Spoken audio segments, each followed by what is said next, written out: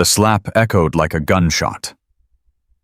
Corporal Derek Holloway's palm connected with the back of her head so hard that Petty Officer Third Class Elena Reyes stumbled forward, her tray crashing to the floor.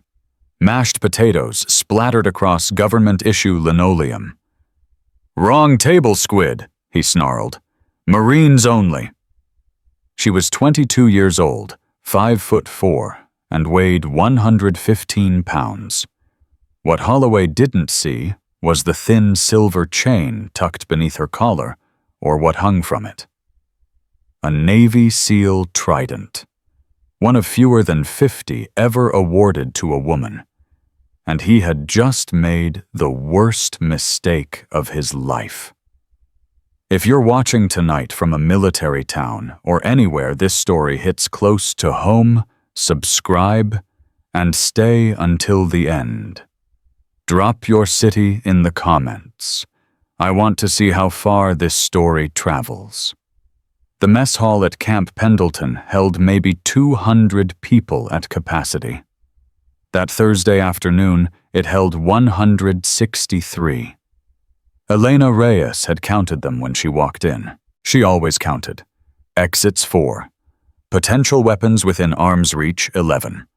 Threats requiring immediate attention 0. Until Derek Holloway decided to change that math. She'd been eating alone in the back corner the way she always did. Grilled chicken that had seen better days. Rice that clumped together like wet cement. Green beans boiled into submission. Standard military fare. She ate with the mechanical efficiency of someone who'd learned that meals were fuel, not pleasure. Someone who'd eaten MREs in a Yemen basement while listening to gunfire 3 floors above. Holloway had been watching her for 11 days. She knew this because she'd been watching him watch her. That was what operators did. They cataloged threats before threats became problems. Holloway was 6'2", 220 pounds of gym muscle and unearned confidence. He had a regulation high and tight, a jaw that looked like it had been chiseled from Marine Corps propaganda posters, and eyes that tracked her movements with the kind of predatory focus she'd seen in men who hurt people for sport. He'd started with comments, loud enough for her to hear, quiet enough for plausible deniability. "Check out the squid. Thinks she belongs here. Navy sends their females to do a Marine's job. That's why we're losing wars. Bet she's never seen anything more dangerous than a paper cut." Elena had ignored all of it. Not because she was afraid. Not because she couldn't respond. But because responding meant revealing, and revealing meant questions, and questions meant her carefully constructed cover would collapse like a house of cards in a hurricane. She'd promised herself no more violence unless lives depended on it. But Holloway wasn't going to let her keep that promise easily. "Hey," his voice cut through the mess hall noise. "I'm talking to you. Elena continued eating. Chewed, swallowed, reached for her water. "You deaf squid." She took a sip, set the glass down, picked up her fork. Holloway's face flushed red. His 2 buddies, Lance Corporals Martinez and Chen, flanked him like backup dancers in a bad music video. They were smirking, waiting for the show. "I said, I heard you." Elena's voice was flat. Calm. The kind of calm that preceded either complete submission or complete destruction. "I'm choosing not to engage." Martinez snorted. "She's choosing not to engage. You hear that Holloway little Navy princess thinks she's too good for us. Maybe she needs a reminder." Holloway stepped closer. "This is a Marine base, Marine mess hall, Marine tables. You don't belong here."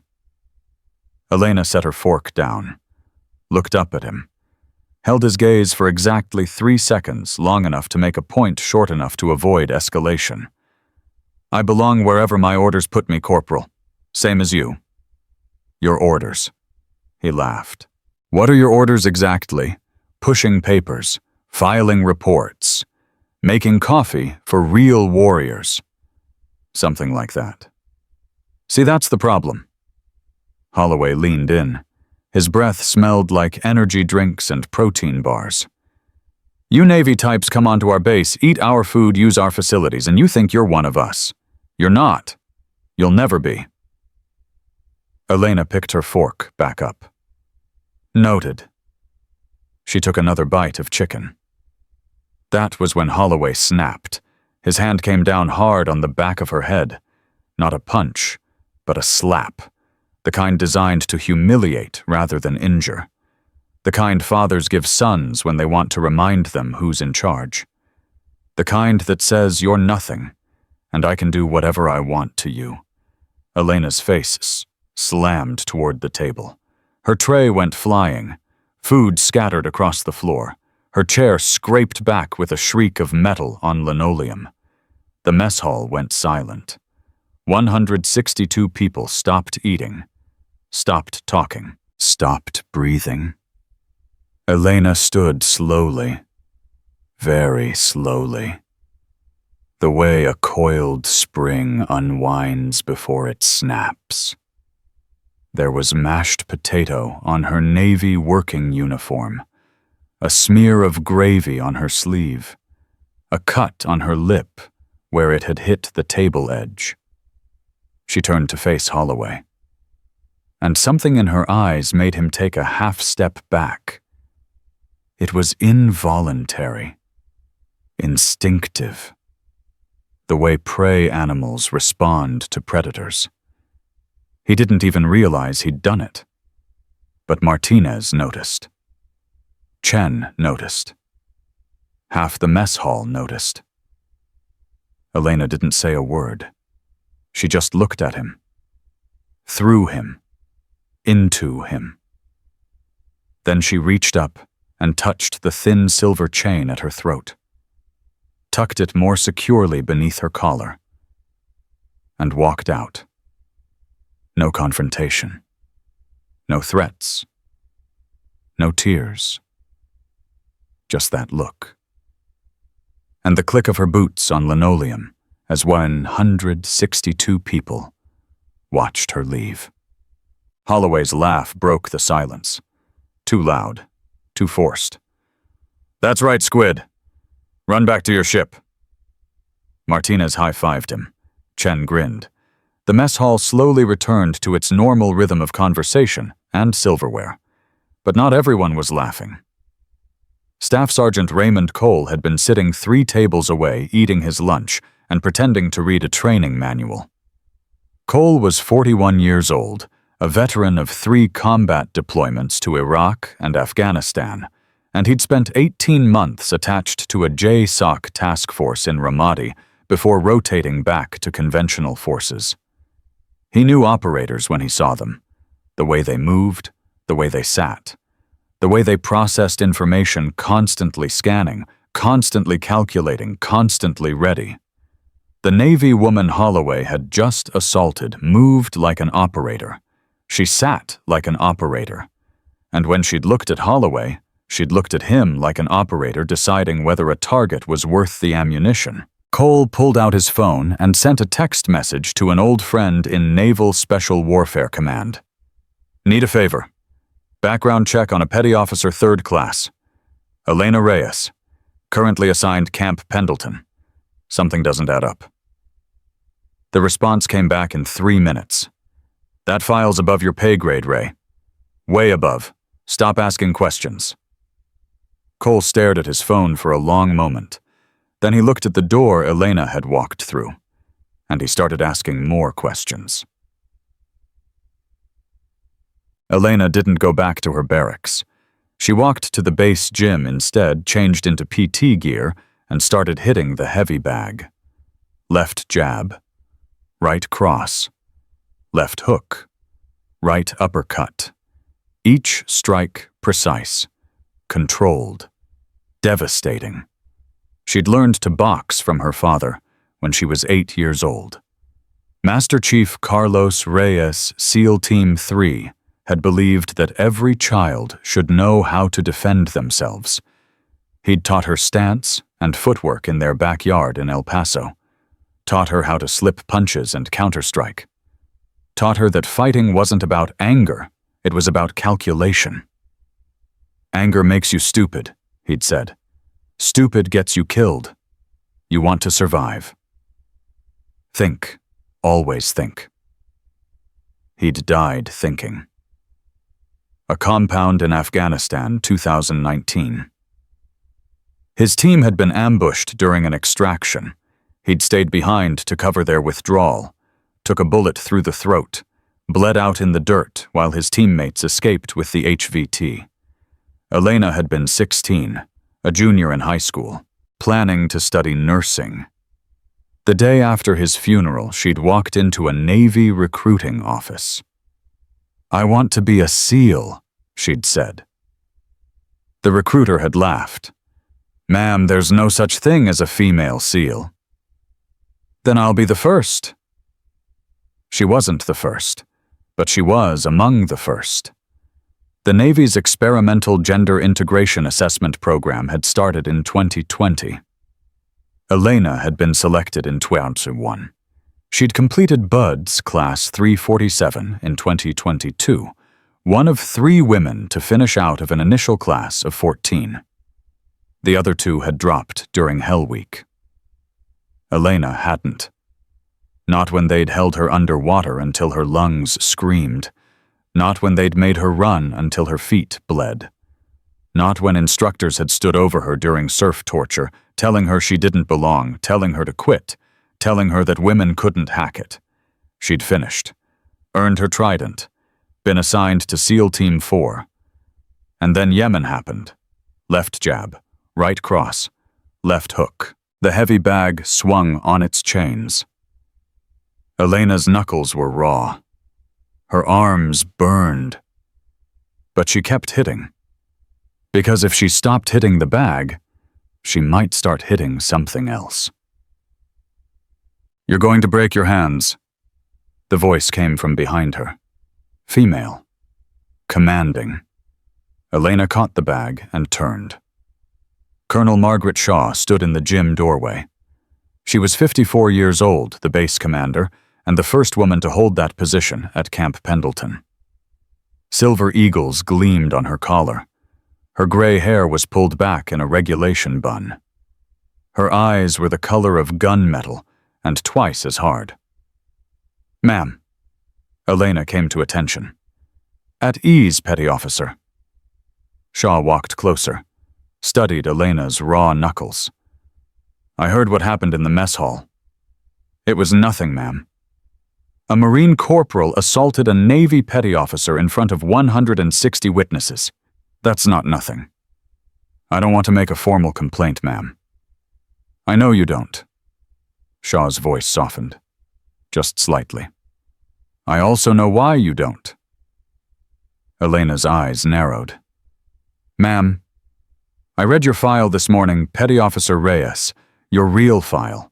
The one that required 3 phone calls and a direct authorization from the CNO's office." Shaw paused. "Impressive record. Yemen. The hostage extraction. Your team pulled 14 Americans out of a Houthi compound against 80-1 odds." Elena said nothing. "2 of your teammates didn't make it out." Still nothing. "Petty Officer Marcus Webb and Chief Petty Officer Andre Thompson. Webb took a round covering your extraction. Thompson bled out from shrapnel wounds before the medevac could arrive." Shaw's voice was gentle now, almost kind. "You held Thompson's hand while he died, told him about your father, promised him you'd—" "Stop." Elena's voice cracked. "Ma'am, please stop." Shaw stopped. The gym was silent except for the creak of the heavy bag still swinging on its chains. "Why are you here, Petty Officer?" Shaw asked quietly. "You could be anywhere. Training with your team, running operations, doing the work you trained for. Instead, you requested transfer to training support at a Marine base in California. You took a desk job. You've spent 2 months pretending to be a paper pusher while Marines like Holloway treat you like a punching bag." She stepped closer. "Why?" Elena's jaw tightened. "I made a promise." "To who?" "To them." Webb and Thompson. To my father. She swallowed hard. I promised that if I survived, I'd find another way. A way that didn't involve— She stopped. Killing people. Elena didn't answer. Didn't need to. Shaw nodded slowly. I understand. More than you know. She reached into her pocket and pulled out a folded piece of paper. But I didn't come here to discuss your past. I came to discuss your future. She handed the paper to Elena. Joint Readiness Assessment. 3-day field evaluation. Marines and Navy personnel together. Physical endurance, tactical problem-solving, leadership under stress. Results go in permanent service records. Shaw's eyes locked onto Elena's. I'm requiring Corporal Holloway's squad to participate, and I'm specifically requesting that you participate as well, not as an evaluator, but as a competitor. Elena unfolded the paper, read it, looked up. Ma'am, with respect, if I compete in this assessment, people will figure out that you're not a desk sailor. Shaw's smile was thin and sharp. Good. Maybe it's time they learned. I came here to disappear, ma'am, not to— You came here to hide, petty officer. There's a difference. Shaw's voice hardened. Hiding doesn't honor the men who died for you. Hiding doesn't honor your father. And hiding doesn't help the next generation of women who want to follow in your footsteps. Elena flinched like she'd been slapped. You have skills that 99% of military personnel will never possess, Shaw continued. Skills earned through sacrifice, pain, and the deaths of people you loved. You can waste those skills pushing papers and getting slapped by insecure corporals, or you can use them to show every person on this base what a real warrior looks like. She turned toward the door. Assessment starts Monday, 0600. I expect to see you there. She was gone before Elena could respond.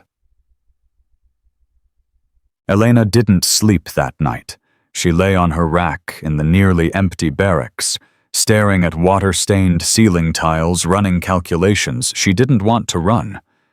If she participated in the assessment and performed to her actual capabilities, her cover would be blown. Questions would be asked. Her file would be pulled. People would know what she was. If she didn't participate, she'd be disobeying a direct order from a full-bird colonel. And if she participated but deliberately underperformed, held back, pretended to struggle, let Holloway win, she'd be betraying everything her father had taught her about honor. Never lie about what you are, Carlos Reyes had said. Even when it's easier, even when it hurts, you stand up and you show them who you are, or you die a coward. He'd lived those words, died living them. Elena reached under her pillow and pulled out the chain she'd worn since Yemen. The trident hung heavy and cold against her palm. Beside it, 2 dog tags clinked together. Webb, Marcus A. Thompson. Andre K. She'd carried them for 14 months. Every day. Every night. A reminder of what she'd survived. What she'd lost.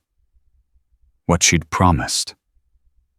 I don't know what to do, she whispered to the darkness. I came here to stop. To be normal. To find peace. The darkness didn't answer. But somewhere in her memory, Marcus Webb's voice did. Peace isn't the absence of fighting ghost. Peace is knowing what you're fighting for. She closed her eyes. Monday was coming. Derek Holloway spent the weekend lifting weights and talking trash. You see the look on her face? He crowed to Martinez and Chen. Thought she was gonna cry? Pathetic? You think she'll report it? Martinez asked. No chance. Types like her never do. Too scared of making waves. Holloway loaded another plate onto the bench press. Besides, what's she gonna say? Big mean Marine hurt my feelings, she'd be laughed off base. I heard Colonel Shaw's making us do that field assessment, Chen said. 3 days in the bush, full combat load. Good, Holloway grinned. I'll crush it. Probably end up on the commandant's list for promotion. I heard the Navy squid's participating too. Holloway's grin widened. Even better. I'll crush her too. Show everyone what happens when you put females in warrior billets.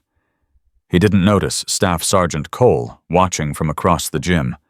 And he didn't notice the text message Cole was sending. Contact made with Nisaufbausch Command. File confirmed. File. You're not going to believe what's in it. Recommend you attend Monday's assessment. Front row seat to the show of a lifetime. Elena arrived at the assessment staging area at 0545 Monday morning. 40 participants had volunteered.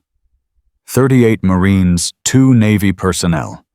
Elena and a hospital corpsman named Rodriguez, who looked about 12 years old and had clearly never seen anything more strenuous than a morning jog. Holloway was already there stretching with Martinez and Chen. He saw Elena and smirked. Well, Squid decided to play with the big boys. Elena didn't respond. She was too busy cataloging the terrain, the equipment, the evaluators setting up their clipboards. 3 days, 72 hours. Physical and tactical assessments that would push everyone to their breaking point. She'd done this before. In Yemen. 72 hours defending a compound against overwhelming forces with no extraction coming. This was nothing. But it was also everything. Because this time she wasn't fighting to survive. She was fighting to remember who she was. Colonel Shaw appeared at exactly circa 600. Behind her stood a man Elena recognized immediately, Master Gunnery Sergeant Raymond Coyle, 52 years old, 3 silver stars, and one of the most decorated close-quarters combat instructors in the Marine Corps. He'd trained raiders and special operations personnel for 20 years. He'd also trained with SEAL teams during joint exercises, which meant he knew exactly what to look for. Shaw explained the assessment rules. 3 phases: physical endurance, tactical problem solving, combat casualty care under stress. Results would be recorded, performance would be evaluated, and at the end, those who excelled would be recommended for advanced training opportunities. This isn't a competition, Shaw said. This is a revelation. By the end of these 3 days, you'll know exactly what you're made of, and so will everyone else. Her eyes found Elena in the crowd, held them for exactly 2 seconds. Then she turned and walked away. Master Gunnery Sergeant Coyle stepped forward. First evolution begins in 10 minutes. 15-mile tactical movement. Full combat load. Simulated casualty scenarios throughout. Anyone who falls out gets documented. Anyone who quits goes home. His eyes swept across the group. Any questions? Silence. Then gear up. Clock starts at 0630. Elena pulled on her pack. 65 pounds of equipment water and simulated ammunition. Standard load. She'd carried heavier in Yemen. Carried wounded teammates on top of it. Holloway shouldered his own pack, grunting slightly at the weight. Hope you can keep up, Squid, he said as he passed. Elena didn't answer. She just started walking. And she didn't stop. By mile 812, participants had dropped out. Holloway was still moving, but his form had deteriorated. Shoulders hunched. Steps shortened. Breathing ragged and uncontrolled. Elena hadn't altered her pace once. She moved with the machine-like efficiency her father had drilled into her. 1 foot in front of the other. Breathe in for 4 steps. Out for 4 steps. Ignore the pain. Ignore the fatigue. Ignore everything except the next checkpoint. Mile 10 brought the first simulated casualty scenario. A mannequin rigged with fake blood lay across the trail. Evaluators with clipboards watched from the trees. Most participants stopped, assessed the casualty, attempted basic treatment. Holloway knelt beside it, breathing hard, and tried to apply a tourniquet. His hands were shaking. He fumbled the windlass, dropped it in the dirt. "Time," Coyle called. "Casualty bled out. Move to secondary care position." Holloway's face twisted with frustration. Elena approached the second mannequin 30 meters ahead. This one had multiple wounds, simulated gunshot to the chest, shrapnel injuries to the legs. She knelt, assessed, prioritized. Chest seal first, then tourniquets, then secondary wounds. Her hands moved with surgical precision. No wasted motion. No hesitation. "Time," Coyle called. "Casualty stabilized. Excellent triage protocol." He made a note on his clipboard. Holloway watched from behind his face, unreadable. Mile 12, mile 14, mile 15. When they crossed the finish line, only 19 of the original 40 were still standing. Holloway was one of them. Barely. Elena looked like she could run another 15 miles without breaking a sweat. Coyle marked something on his clipboard, walked over to Elena. "Petty Officer Reyes." "Master Guns." "That's a hell of a pace you kept." "Just putting one foot in front of the other, Master Guns." He studied her for a long moment. His eyes dropped to her left forearm, where faded scars crossed her knuckles. "Those from training, some of them." "And the others?" Elena held his gaze. "From places that don't have names on maps." Coyle nodded slowly. "Get some water. Phase 2 starts in 2 hours." He walked away, but Elena could feel his attention on her for the rest of the day, and she knew that whatever she'd been hiding was about to become very, very public. That night, around the assessment camp's small fire, the survivors compared notes. 15 miles with that load," Martinez groaned. "My feet look like ground beef." "Shut up," Holloway snapped. "You made it. That's what matters." "Did you see the squid?" Chen asked quietly. "She barely broke a sweat." "Desk sailors do cardio," Holloway said dismissively. "Doesn't mean anything.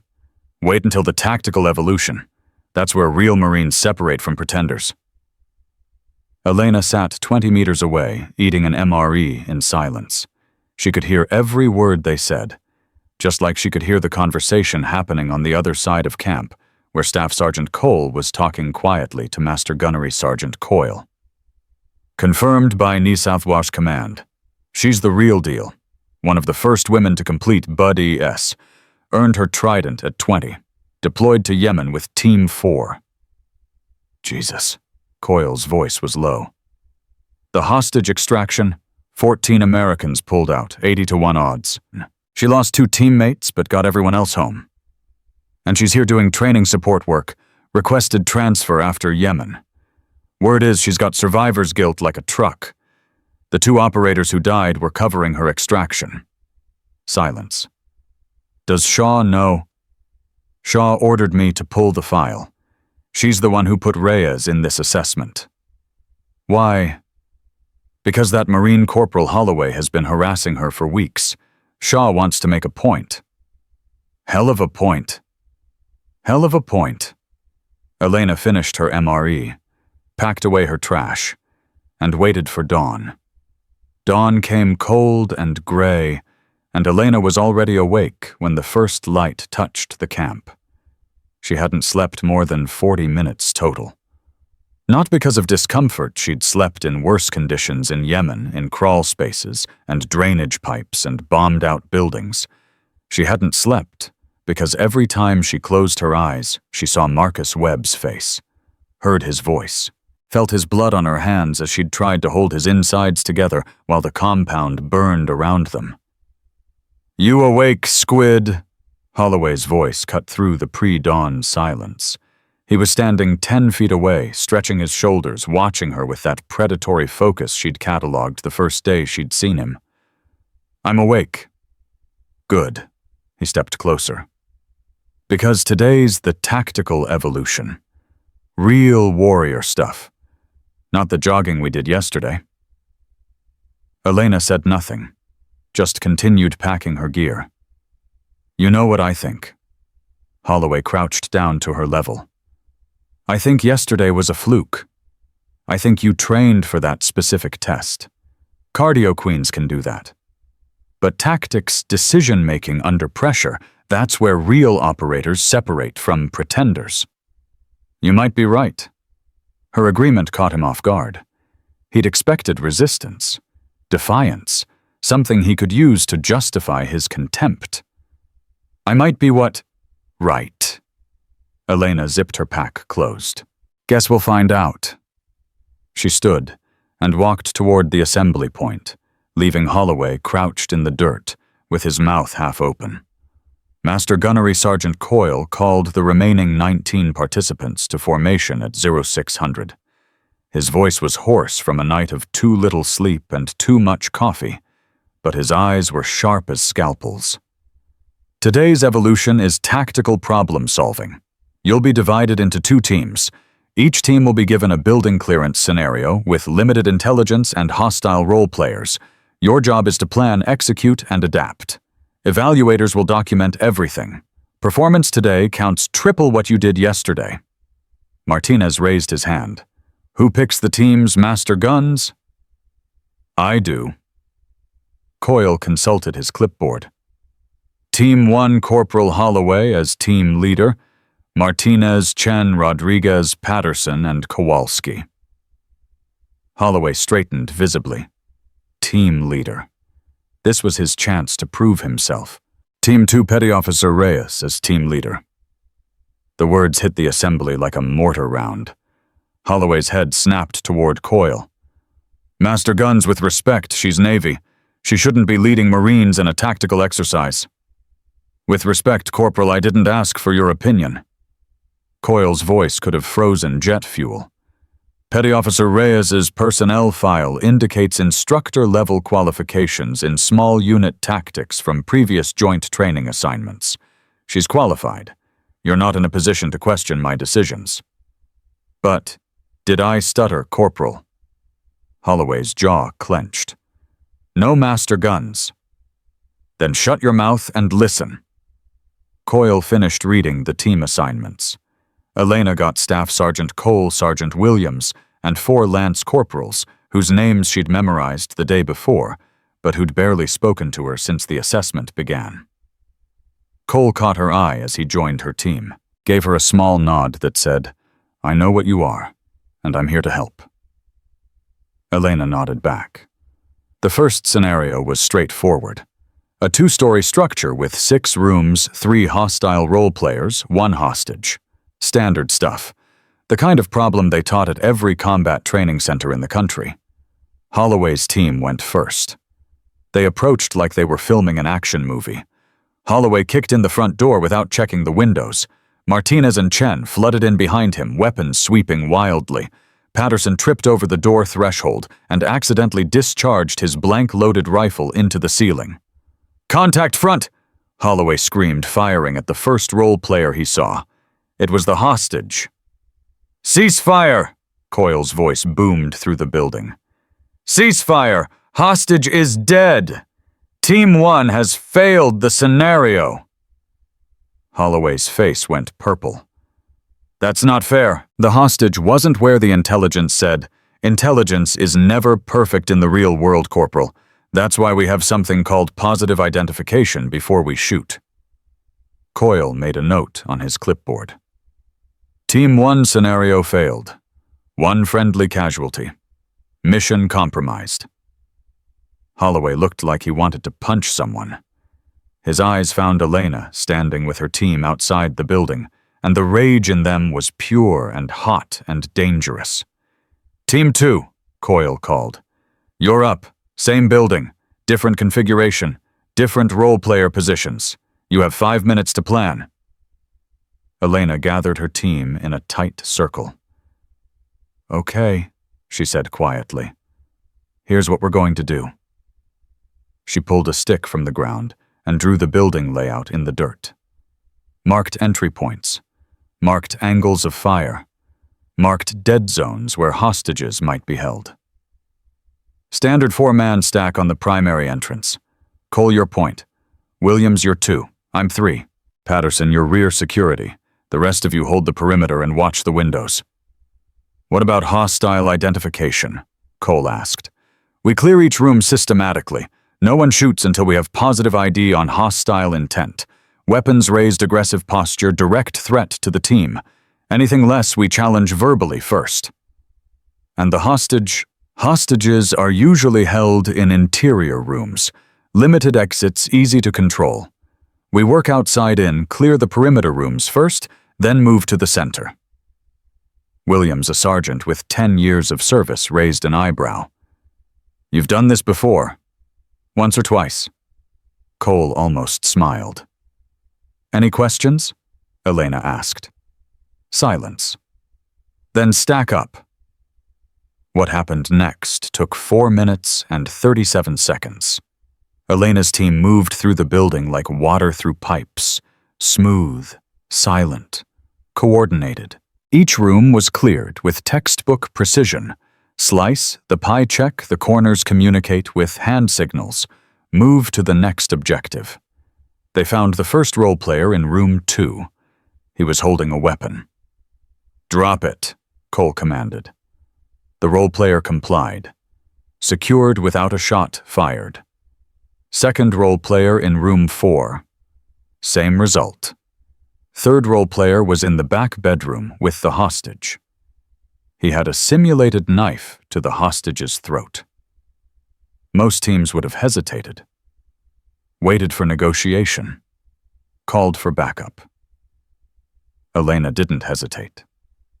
She stepped into the doorway, weapon raised, and said one word, release.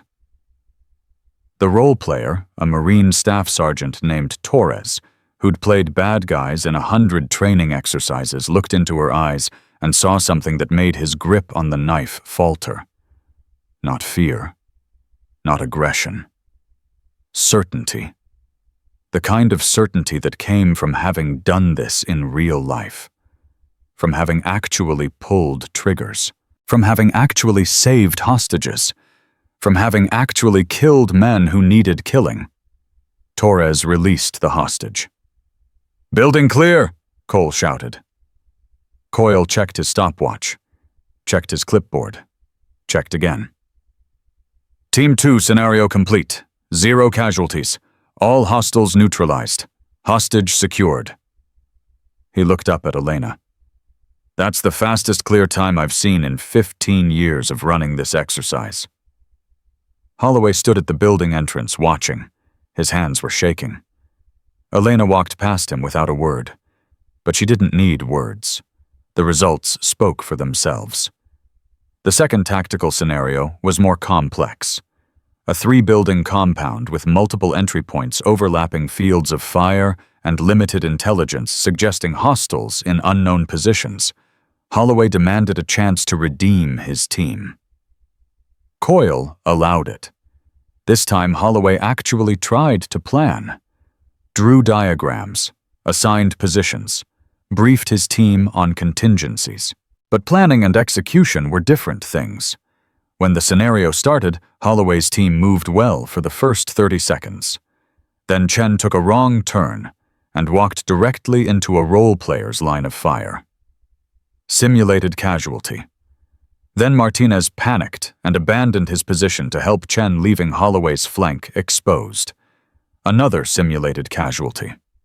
Holloway tried to adapt, tried to adjust. But he was thinking like someone who'd learned tactics from manuals, not from experience. He was thinking like someone who'd never actually been shot at. Scenario failed, Coyle announced. 2 friendly casualties. Mission compromised. Holloway's team limped out of the compound, looking like they'd just survived a car wreck. Elena's team went next. Same compound, same variables, Same pressure. This time, Elena changed the approach entirely. "We're not going in the front," she said during the planning phase. "Why not?" Patterson asked. "Because that's what they expect. Front entrances are kill zones. Anyone defending this compound will have their heaviest coverage on the obvious approaches." She drew a new diagram in the dirt. "Cole, you take Williams and Patterson through the service entrance on the east side. Low and quiet.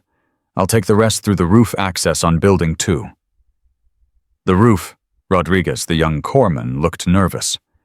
"Is that even possible?" "It's a maintenance hatch, standard on these training structures.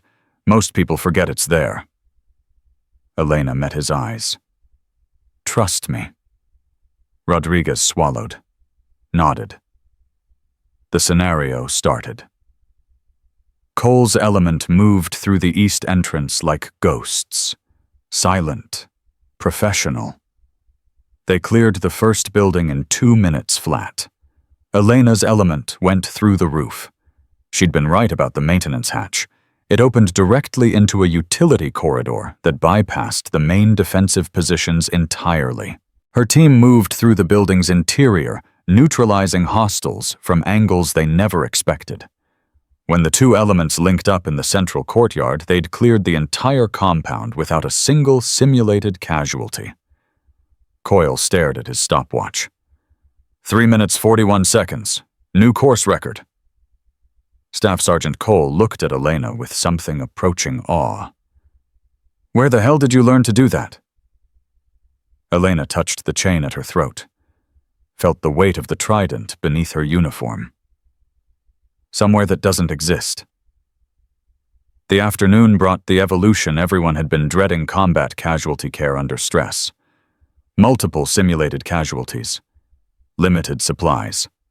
Active hostile fire, using blank ammunition and pyrotechnics designed to create confusion and panic. This was where most people broke. Elena had done this for real. Had treated actual wounds under actual fire. Had watched men die because help came 30 seconds too late. She wasn't going to let that happen here. Not even in simulation. The scenario started with an explosion, a pyrotechnic charge designed to disorient. Then blank ammunition began cracking from 3 directions. Then the screaming started. Casualties, multiple casualties. Most participants froze. Some panicked. Some forgot everything they'd ever learned about tactical combat casualty care. Holloway was kneeling beside a mannequin with simulated arterial bleeding, his hands shaking so badly he couldn't grip the tourniquet. "Come on," he muttered. Come on. You're doing it wrong." Elena appeared beside him, calm, focused, her voice cutting through the chaos like a blade through smoke. "The tourniquet goes 2 inches above the wound, not on it. You're trying to occlude the artery feeding the injury, not the injury itself." "I know that. Then do it." Holloway's hands kept shaking. He dropped the tourniquet. Cursed. Picked it up. Dropped it again. Elena reached past him and took the tourniquet from his hands. "Watch." She applied it in 3 seconds. Perfect placement. Perfect tension. The simulated bleeding stopped. "Now the chest seal," she pointed to another mannequin nearby. "That one has a penetrating chest wound. Do you know the procedure?" Yes, I think, don't think, no, walk me through it." Holloway's brain scrambled for the training he'd received months ago. Identify the wound, clean the area, apply the seal during exhalation. During exhalation. Why? Because you want to prevent air from entering the chest cavity. If you apply during inhalation, you trap air inside, which can cause tension pneumothorax, which will kill your casualty faster than the original wound. Elena nodded. "Good. Now go apply it. I'll handle the other casualties." She was gone before he could respond. For the next 12 minutes, Elena moved through the scenario like a surgeon in an emergency room. triaging casualties, directing treatment, correcting errors before they became fatal. She saved every single mannequin. When the scenario ended, Coyle gathered the participants for a debrief. "That was the most chaotic CCC exercise I've seen in 5 years," he said. "Half of you forgot basic protocols, a quarter of you froze completely, and a few of you—" His eyes found Elena, "performed like you've done this under actual combat conditions." Holloway stood at the back of the group, staring at the ground. He'd watched Elena work, watched her move, watched her hands steady, precise, unhesitating do things that his hands couldn't do. And for the first time since the assessment began, he started to wonder if maybe he'd been wrong about her. That night around the assessment camp's fire, the dynamic had shifted. Marines who'd ignored Elena before now sat closer to her, asked questions, listened when she spoke. "Where'd you learn all that?" Patterson asked. "The building clearance stuff, the medical stuff. I've been in 3 years, and I've never seen anyone move like you." "Training," Elena said. "That wasn't just training. That was—" Patterson struggled for words. "That was operator-level stuff. MARSOC, Raiders, that kind of thing. I've worked with people who do that kind of thing." "Worked with them how?" Elena poked at the fire with a stick. "In places where mistakes got people killed." Silence fell over the group. Cole cleared his throat. "Petty Officer Reyes, if you don't mind my asking, what's your actual MOS? Your actual job?" "Cryptologic technician, signals intelligence." "Signals intelligence, people don't move like you move." "Some do." "Name one." Elena looked up from the fire, met Cole's eyes directly. "I can't." The words hung in the air like smoke. Cole nodded slowly. Message received. Across the fire, Holloway sat alone, watching the exchange.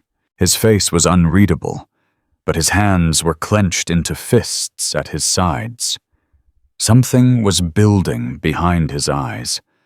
Something that might have been anger, or shame, or something far more dangerous. Elena noticed, cataloged it, filed it away. Tomorrow was day 3, the final evolution.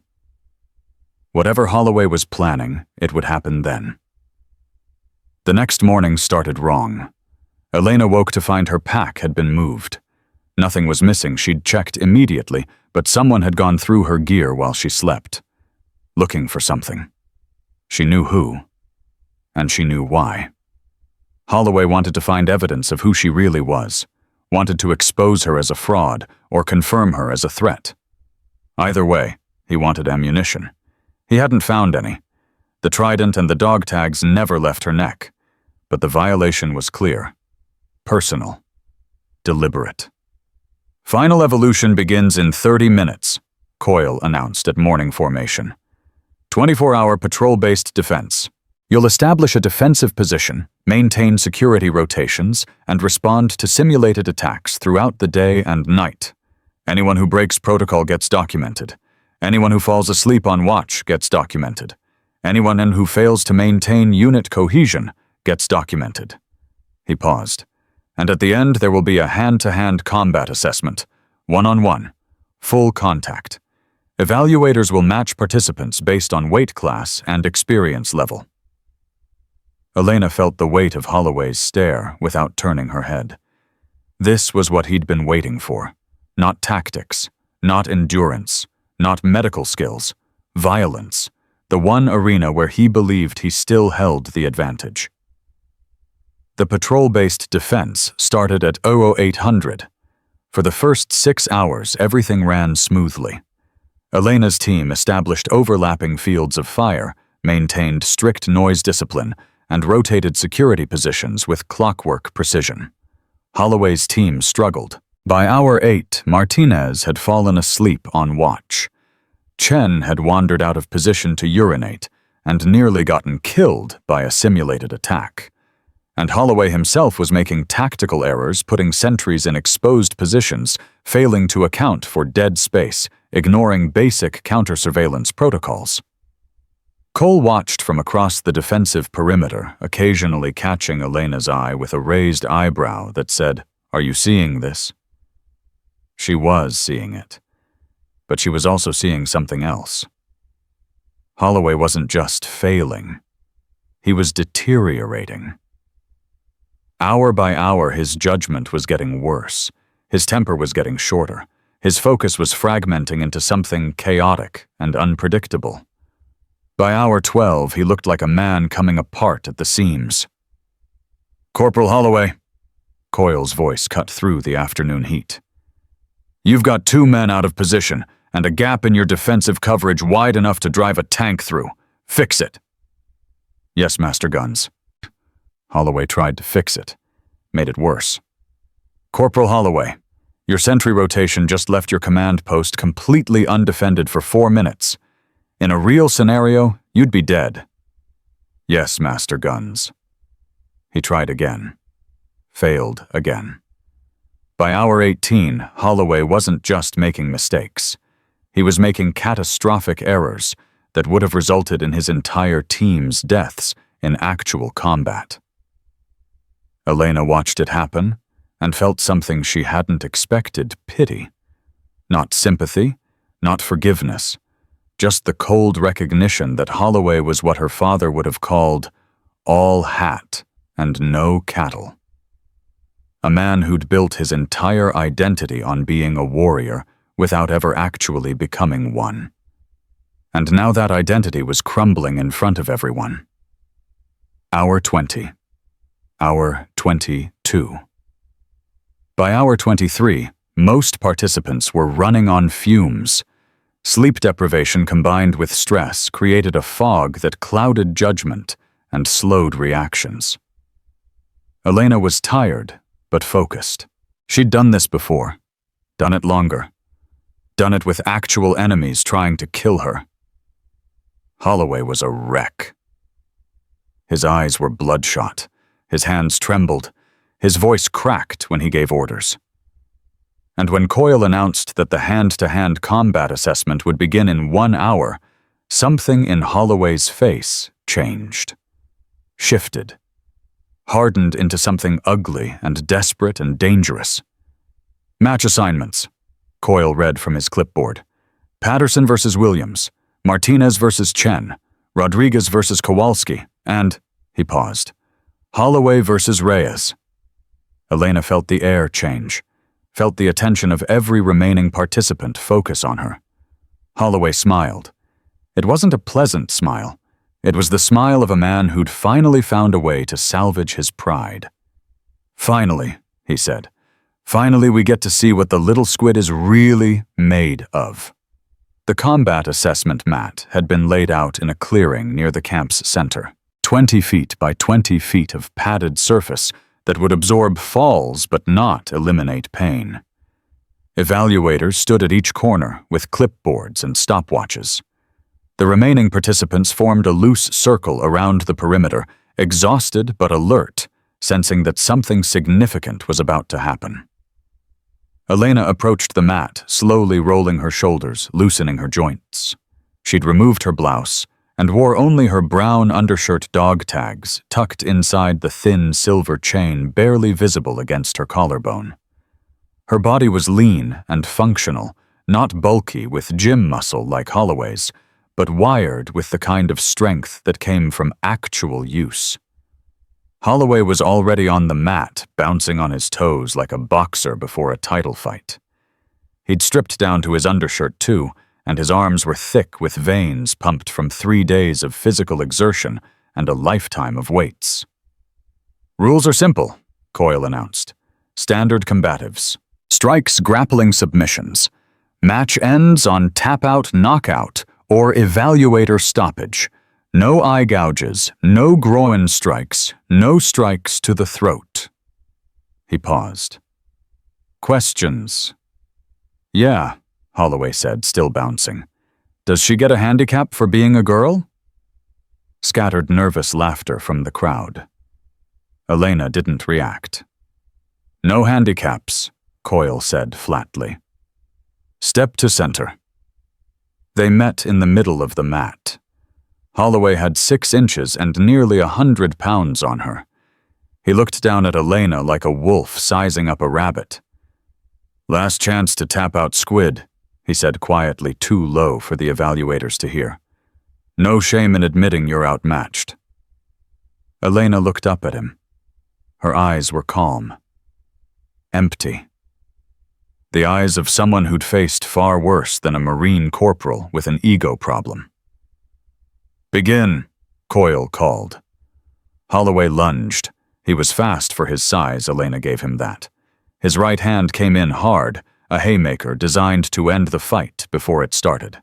The kind of punch that worked in bar brawls and gym showdowns against people who didn't know how to move. Elena wasn't one of those people. She slipped left, letting his fist sail past her ear by less than an inch. Her hand came up not to strike, but to guide. She redirected his momentum, used his own force against him, and suddenly Holloway was stumbling past her, off balance, exposed. She could have ended it there. Could have applied any of a dozen techniques that would have put him on the ground with a joint lock or a choke. Instead, she stepped back. Reset. Waited. Holloway spun around, face flushed with embarrassment and rage. "Lucky," he spat. He came again, this time smarter. A jab-cross combination followed by a level change for a takedown attempt. Textbook Marine Corps combatives. Elena sprawled on the takedown, her hips dropping low, her hands pushing down on Holloway's shoulders. He couldn't complete the shot. She spun out of his grip and created distance again. Still didn't counterattack. "Fight back," Holloway shouted. "Stop running. I'm not running." "Then hit me." Elena tilted her head slightly. "Why?" The question seemed to short-circuit something in Holloway's brain. He'd expected resistance, expected aggression, expected a fight he could win through superior strength and weight. What he got was a woman who moved like water and refused to engage on his terms. "Because that's what this is," he said through gritted teeth. "A fight. Or are you too scared?" "I'm not scared of you, Corporal." "Then prove it." Elena's jaw tightened almost imperceptibly. "You don't want me to prove it." "Yeah, I do." "No." Her voice dropped. "You really don't." Holloway charged. This time he committed everything. Full speed, full power, arms wide for a body lock that would take her to the ground and let his weight do the work. It was the move of a man who'd stopped thinking and started reacting. Elena didn't run. She stepped into his charge. What happened next took less than 2 seconds, but everyone watching would remember it for the rest of their lives. Elena's hands found Holloway's wrist and elbow. She pivoted, dropped her center of gravity, and used his momentum to execute a textbook hip throw that sent 220 pounds of Marine corporal sailing through the air like a rag doll. Holloway hit the mat hard. The impact drove the air from his lungs. Before he could recover, Elena was on him. Her legs wrapped around his torso. Her arms snaked around his neck. A rear naked choke perfectly applied, perfectly controlled. Holloway thrashed, bucked, tried to pry her arms away. Her grip didn't budge. "Tap," Elena said quietly, her mouth close to his ear. "It's over. Just tap." "Go to hell," Holloway gasped. He kept fighting. His face went red, then purple. His movements became sluggish. Uncoordinated. "Tap," Elena repeated. "I don't want to put you to sleep, but I will." "I'm not tapping to He couldn't finish the sentence. His hand came up, slapped the mat twice. Elena released immediately, rolled away, stood up in one fluid motion. Holloway lay on the mat, gasping for air, staring at the sky with an expression that mixed shock, humiliation, and something else. Something that might have been the beginning of understanding. Coyle marked his clipboard. Match Reyes by submission. Time 47 seconds. The crowd was silent. Staff Sergeant Cole let out a low whistle. 47 seconds. That's impossible, Martinez muttered. Holloway's got 100 pounds on her. How did she? She's not what she seems, Cole said quietly. None of us knew. But we're about to find out. Elena walked to the edge of the mat. She wasn't breathing hard, wasn't sweating, wasn't showing any sign that she'd just submitted a man nearly twice her weight in less than a minute. She reached for her canteen. That was when Holloway attacked. He came up from the mat like something possessed. No warning, no announcement, just pure unfiltered rage propelling him toward the woman who'd humiliated him in front of everyone. Elena, Cole shouted. She turned. Too late. Holloway's shoulder hit her in the midsection like a battering ram. The impact drove her backward off the mat onto the hard-packed dirt. Her canteen went flying. Her body hit the ground with a sound that made everyone wince. Holloway was on top of her, instantly pinning her down with his weight, his hands going for her throat. Think you're better than me, he screamed. Think you can just... Elena's training kicked in, not the restrained, controlled techniques she'd used on the mat. Something older, something she'd learned in places where hesitation meant death. Her palm shot upward, catching Holloway under the chin. His head snapped back. Before he could recover, her hips bucked violently, creating space. Her legs wrapped around his arm. She twisted. Holloway screamed. She had him in an arm bar, the kind of arm bar that separated shoulders from sockets if you didn't tap immediately. Stop! Coyle shouted, running toward them. Both of you stop! Elena didn't stop. She couldn't. Her body was operating on autopilot now, years of combat training overriding conscious thought. She torqued the arm bar harder. Holloway screamed again. And then the chain snapped. The thin silver chain she'd worn since Yemen, the one that held her trident and the dog tags of her fallen teammates, broke under the violence of the struggle. The chain slid off her neck. The contents spilled onto the dirt. A Navy SEAL trident badge landed 3 inches from Holloway's face. 2 dog tags landed beside it. Time stopped. Holloway stared at the trident. His mouth opened, closed, opened again. That's not... Elena released the arm bar, rolled away, grabbed the chain, the badge, the dog tags. But it was too late. Everyone had seen. Holy Mother of God, Martinez whispered. Cole stepped forward slowly, his eyes fixed on what Elena was clutching to her chest. Petty Officer Reyes, is that what I think it is? Elena didn't answer. Her hands were shaking, the first sign of weakness she'd shown in 3 days. She was trying to refasten the chain, but her fingers wouldn't cooperate. Answer the question, Petty Officer. Coyle's voice was quiet, controlled. But there was something underneath it. Something like awe. Is that a trident? Yes. The single word fell like a bomb. That's impossible, Holloway said. He was still on the ground, cradling his arm, but his eyes were locked on Elena. Women can't be SEALs. It's not allowed. There's no such thing as a female. There is now, Cole said. He'd moved closer to Elena, positioned himself between her and Holloway, like a protective barrier. The integration program. I read about it. Started in 2020. First female candidates graduated Bud S. in 2022. 3 of them, Elena said quietly.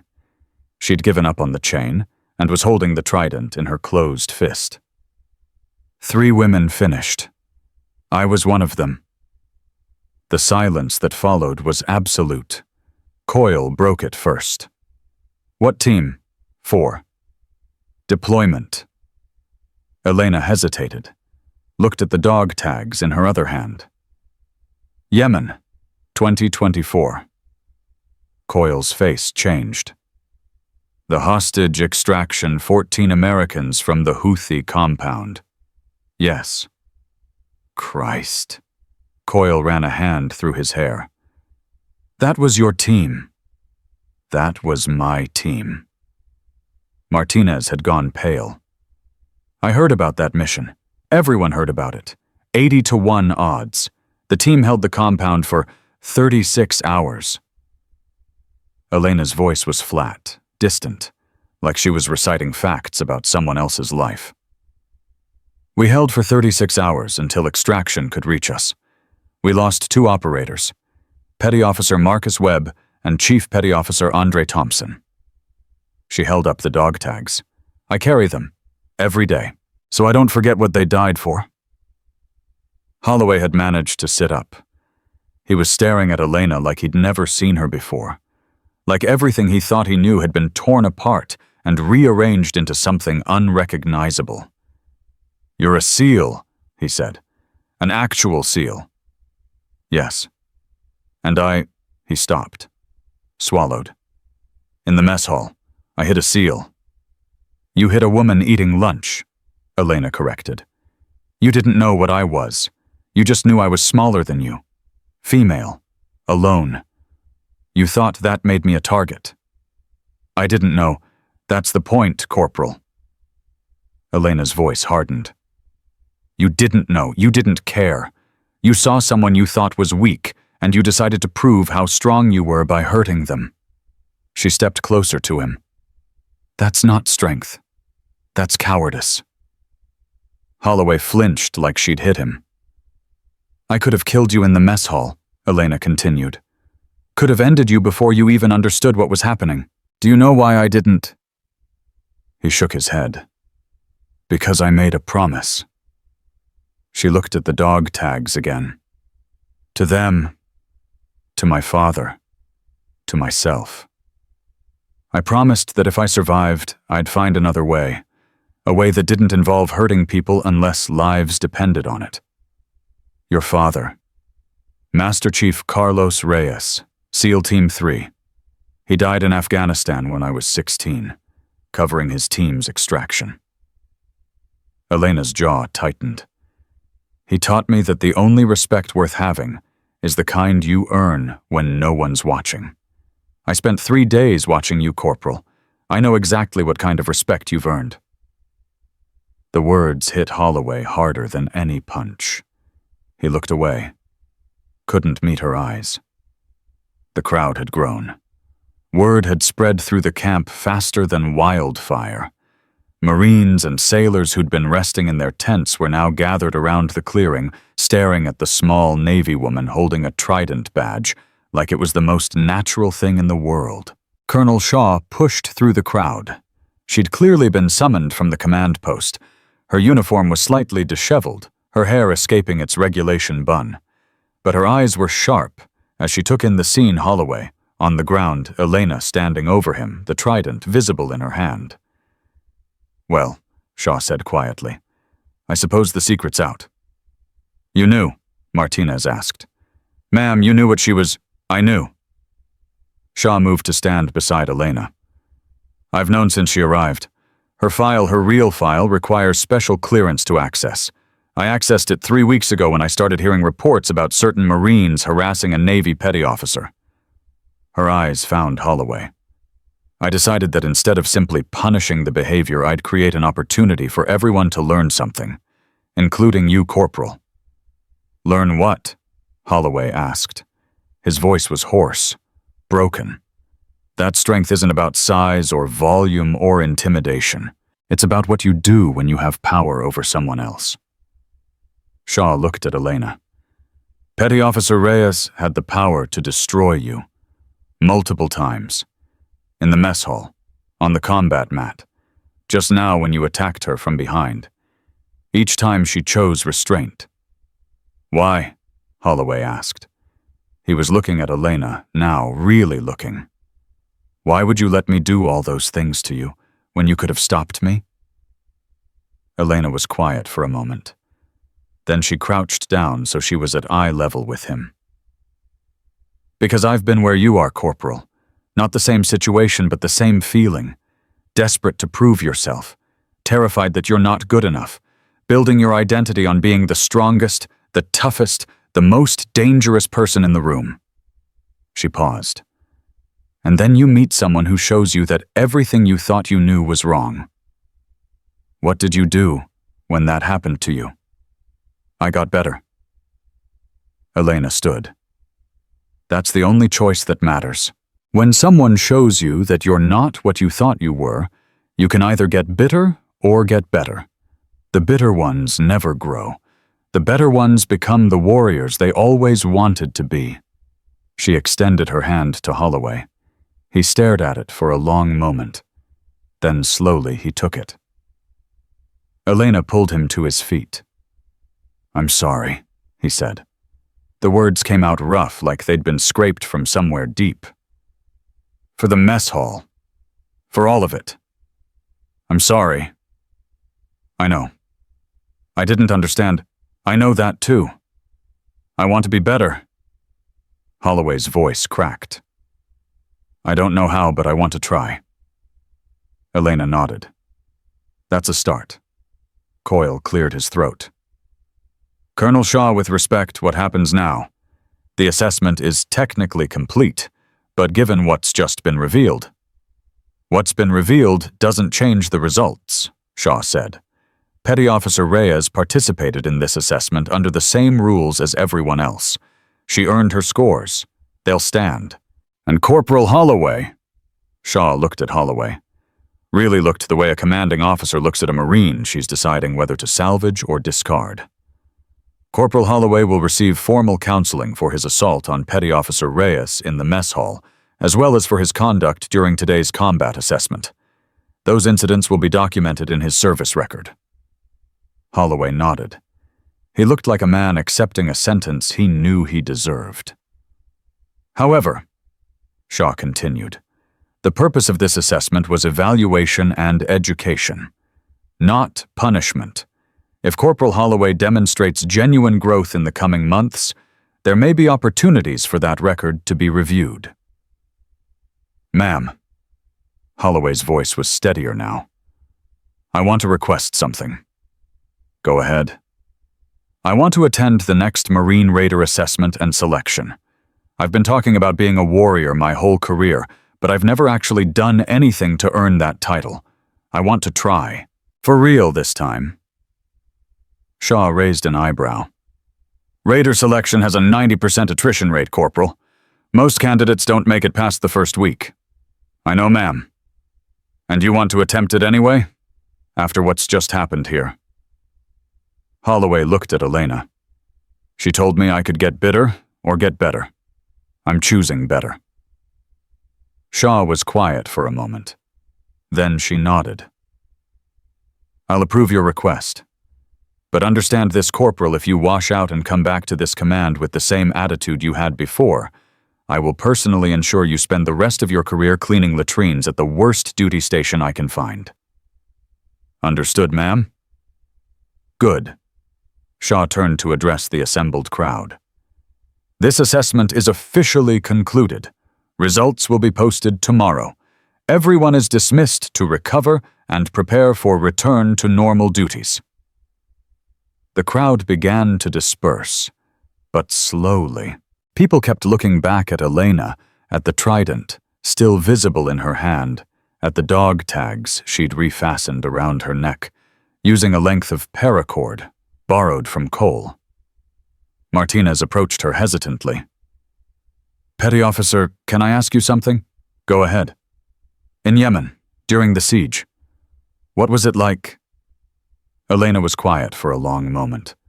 The question brought back images she'd spent 14 months trying to forget. The smell of cordite and blood. The sound of rounds cracking past her head.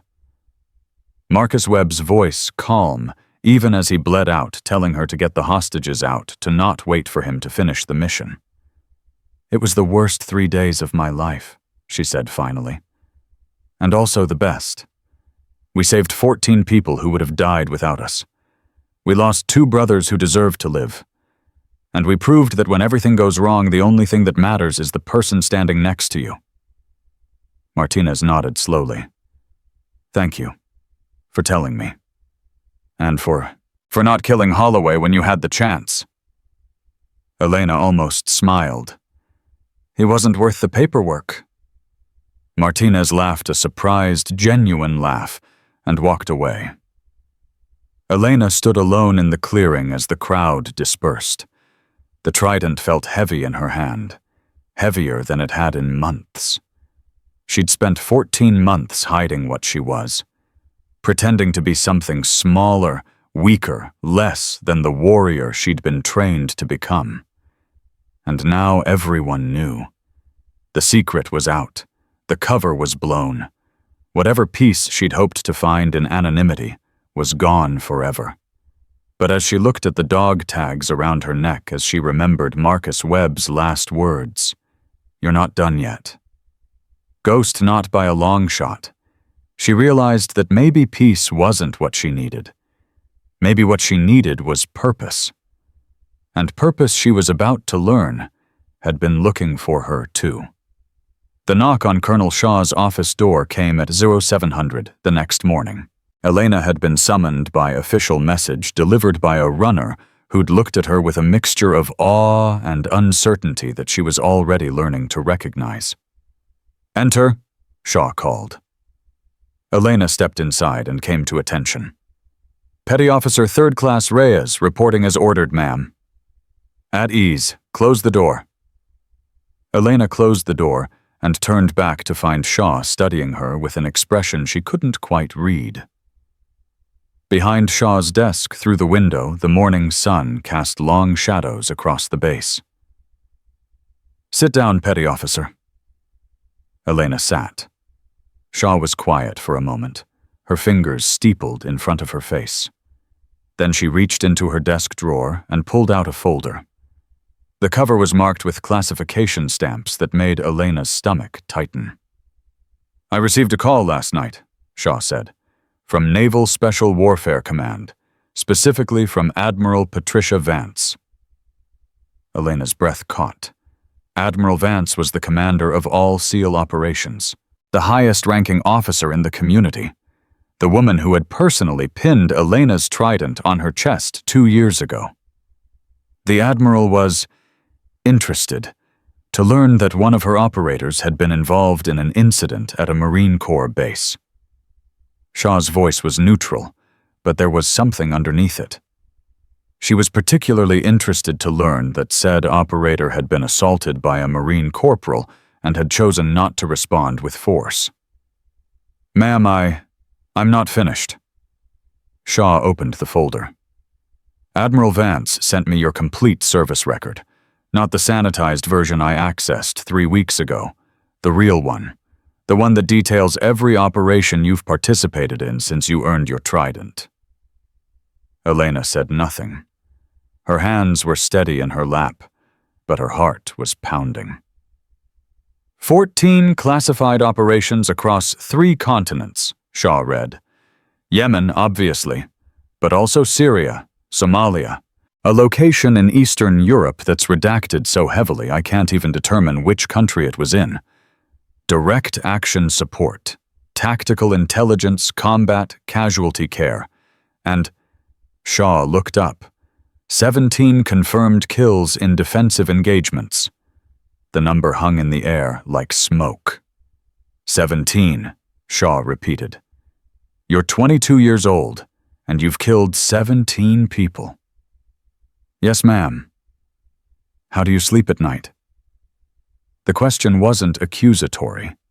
It was genuine. Curious. "Some nights I don't," Elena said quietly. "Some nights I see their faces. Some nights I hear Marcus and Andre telling me it's okay that we did what we had to do." She paused. "Most nights I just try to remember that every person I killed was trying to kill me or my teammates first." Shaw nodded slowly. Admiral Vance told me something else. She told me that you're the most naturally talented operator she's seen in 30 years.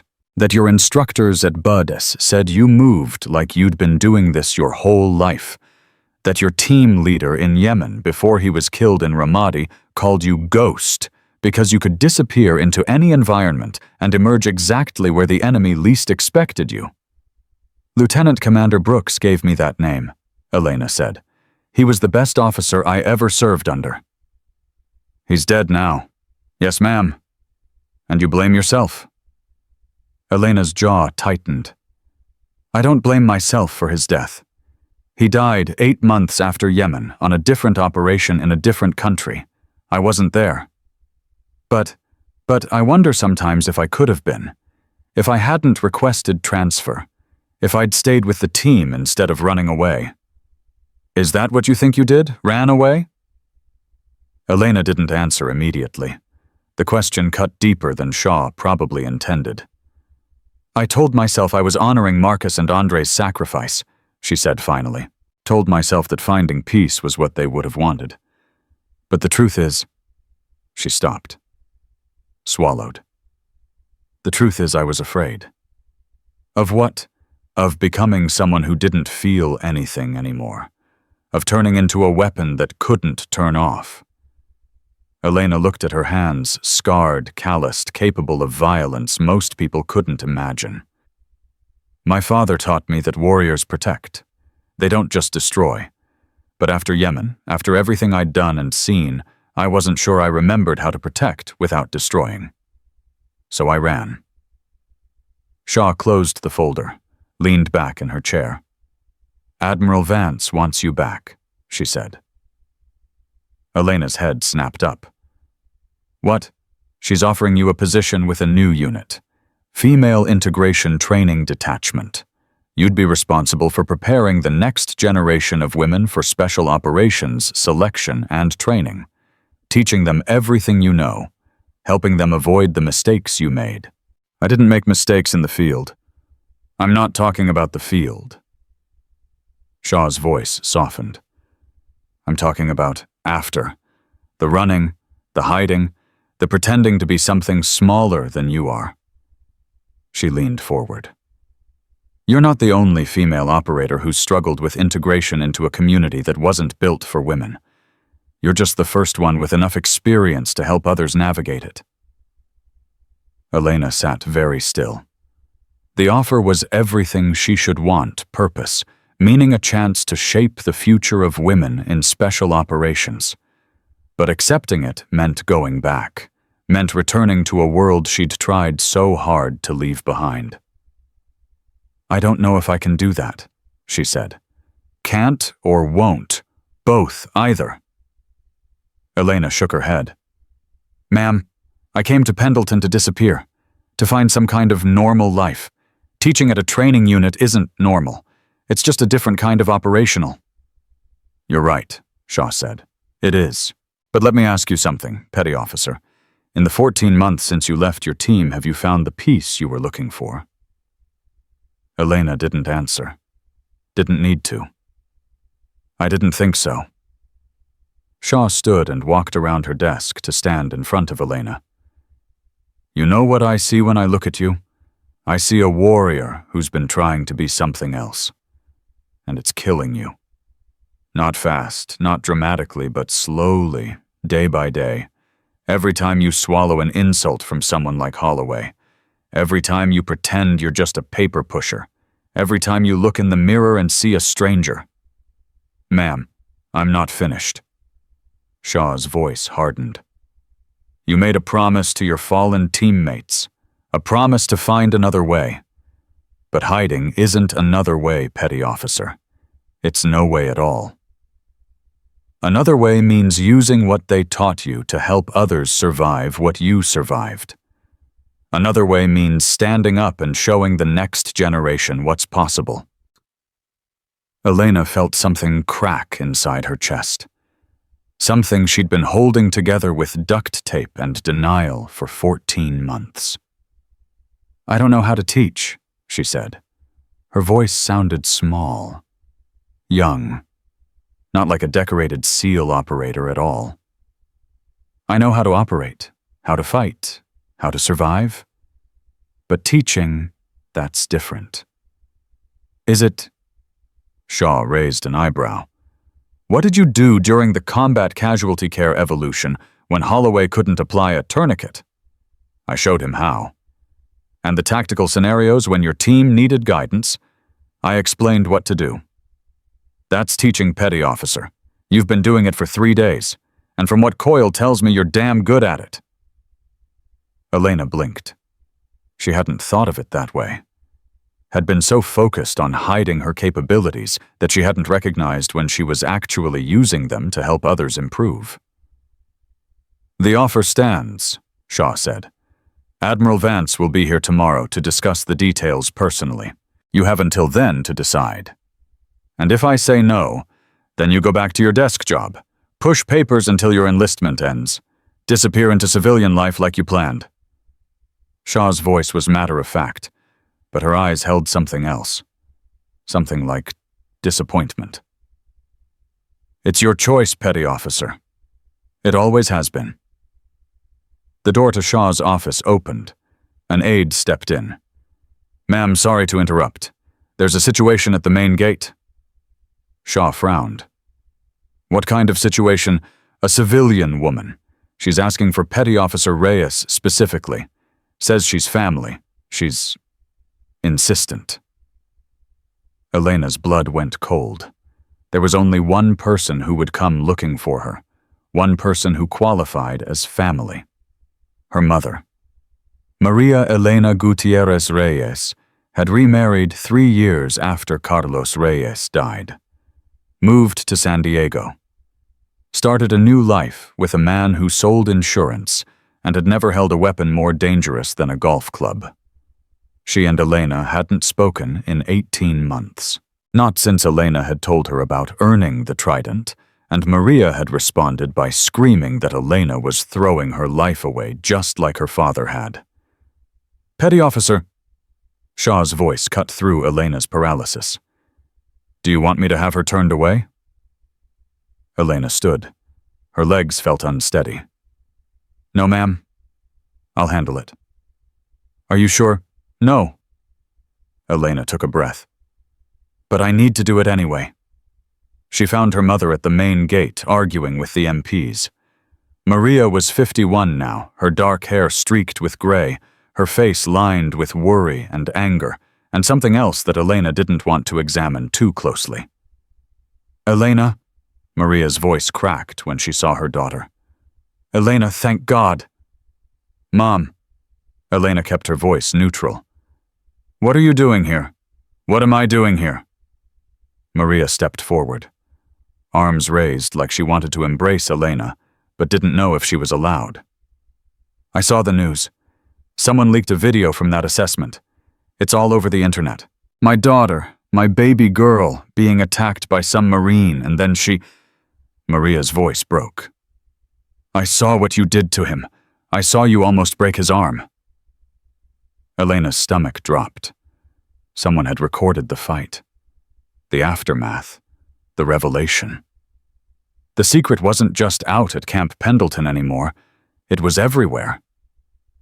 I had to come, Maria continued. Her hands were shaking.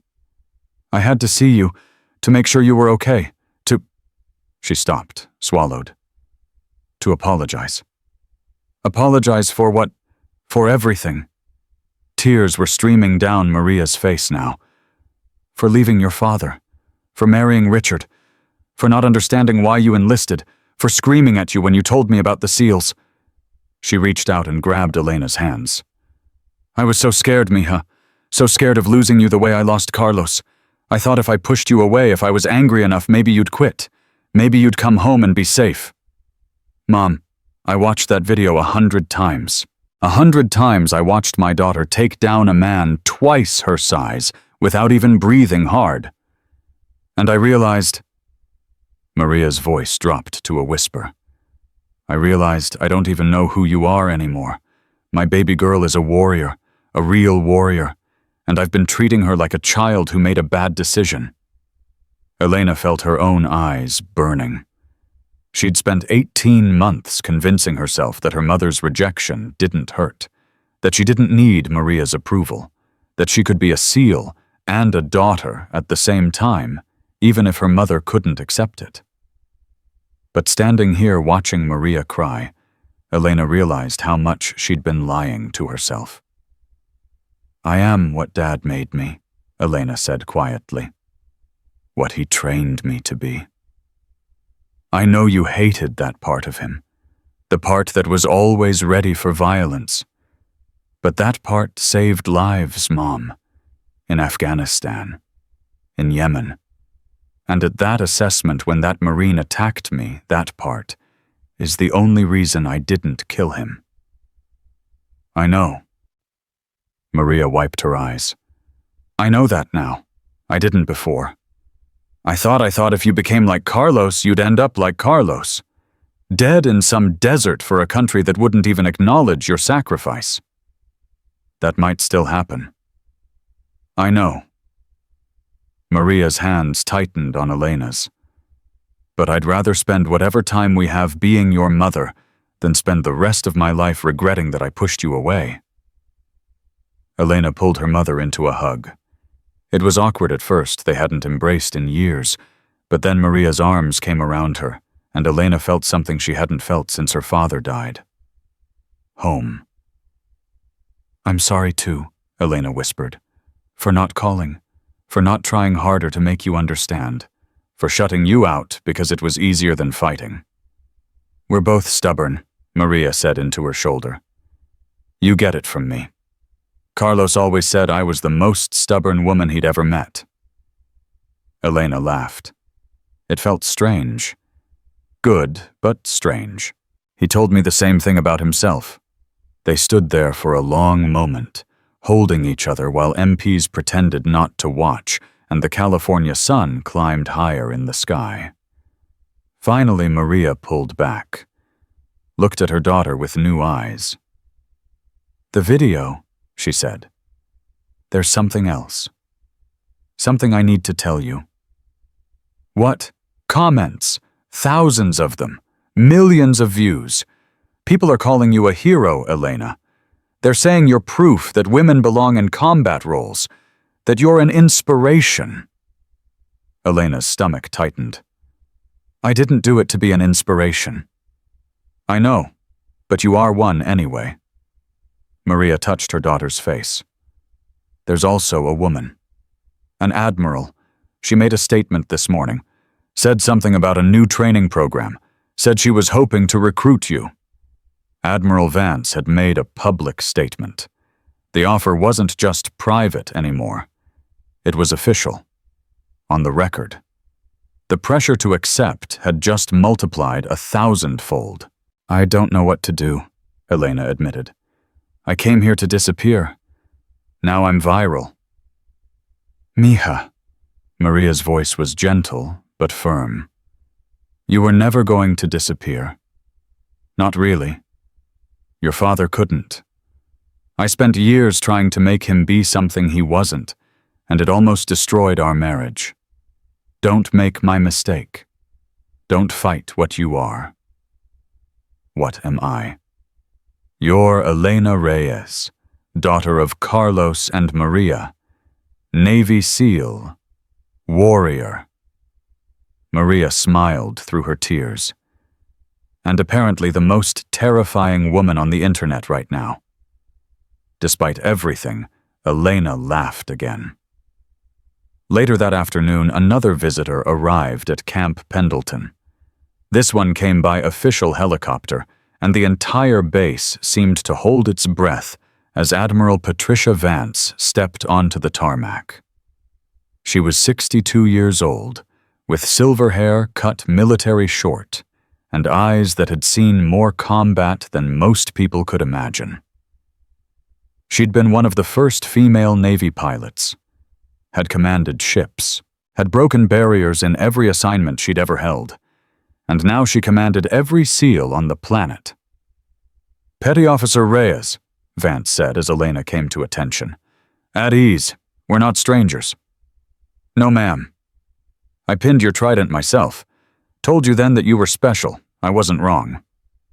"Thank you, ma'am." That wasn't a compliment. Vance's voice sharpened. It was a statement of fact, and facts come with responsibilities. She gestured for Elena to walk with her. They moved away from the helicopter, away from the aides and security personnel until they were alone. "I'll be direct," Vance said. "I need you, not want need. The female integration program is at a critical juncture. We've got 3 women who've passed BUD-ES, but retention is a problem. They're struggling with integration into teams that weren't designed for them, struggling with a culture that doesn't know how to adapt. 2 of them are considering leaving the community entirely." "I didn't know that." "No. You've been too busy hiding to know." There was no judgment in Vance's voice, just fact. "I understand why you ran. Yemen broke something in you. Brooks's death broke something else. But running doesn't fix what's broken. It just delays the pain." Elena looked at the ground, at her boots, at the shadows stretching across the tarmac. "What would you need me to do?" she asked. "Run the female integration training detachment. Prepare candidates for selection. Mentor operators who've already passed. Build a support structure that helps women succeed in a community that's still learning how to include them." "I'm 22 years old. I don't have the rank or the experience. You have 17 kills and a Navy Cross citation sitting in a classified file. You have survival records that make veteran operators shake their heads in disbelief. And you have something no one else has. You're the first woman to actually do this job successfully. Not train for it, do it." Elena looked up. Ina met Vance's eyes. "And if I fail, then you fail, and we learn from it and try again." Vance's expression softened slightly. "Elena, I've been breaking barriers my entire career. You know what I've learned. The fear of failure is worse than failure itself. You can recover from failing. You can't recover from never trying." My father said something similar once. "Your father was a good man. I served with him briefly back when I was still flying and he was running maritime interdiction operations. He talked about you constantly, said you were going to change the world." Elena felt tears threatening, forced them back. "He died before he could see you earn your trident," Vance continued. "But I saw it. I saw his daughter accomplish something he only dreamed of. And I'm asking you, not asking to help other daughters accomplish the same thing." The weight of the decision pressed down on Elena like a physical force. She thought about her mother's words, about Shaw's challenge, about Marcus Webb and Andre Thompson and the promise she'd made in that Yemen compound while bullets cracked overhead, and everything seemed lost. She thought about Brooks bleeding out in Ramadi telling her not to give up. She thought about Holloway broken and humiliated asking how to be better. And she thought about all the young women out there who wanted to serve their country the way she had, who had the talent and the drive and the courage, but lacked someone to show them the way. "Yes," Elena said. Vance's eyebrows rose. "Yes. Yes, ma'am. I'll do it. I'll run the detachment. I'll train the candidates. I'll help build something that lasts." Vance smiled. It transformed her face, made her look younger, softer. "Welcome back, Ghost." "Thank you, ma'am." "Don't thank me yet." Vance's smile turned sharp. "The first class arrives in 3 weeks. 30 female candidates from all branches. Most of them have never experienced anything close to what you've been through. Your job is to prepare them for the worst and hope for the best." "Understood." "And Elena." Vance put a hand on her shoulder. "Your father would be proud. Not because you're a SEAL, because you're choosing to help others become one too. That's what warriors do. They build the next generation." Elena touched the dog tags under her shirt. Marcus. Andre. Her father's trident that she'd worn since his funeral. "I know," she said. For the first time in 14 months, She actually believed it. 3 weeks passed faster than Elena expected. 3 weeks of paperwork, logistics, facility inspections, and curriculum development. 3 weeks of phone calls with Admiral Vance and meetings with training specialists and arguments with bureaucrats who didn't understand why a 22-year-old petty officer was being given command of anything. But now, standing at the front of Training Bay 7 at Naval Amphibious Base Coronado, Elena understood that those 3 weeks had just been preparation for this moment. 30 women sat before her. They ranged in age from 19 to 28. Navy, Marine Corps, Army, Air Force, every branch represented. Every background imaginable. Some had college degrees. Some had barely finished high school. Some came from military families. Some were the first in their families to ever serve. But they all had one thing in common. They wanted to be what Elena was. "My name is Petty Officer First Class Elena Reyes," she said. Her voice carried easily across the bay, not loud but clear. Commanding. Some of you may have seen video footage of me from a few weeks ago.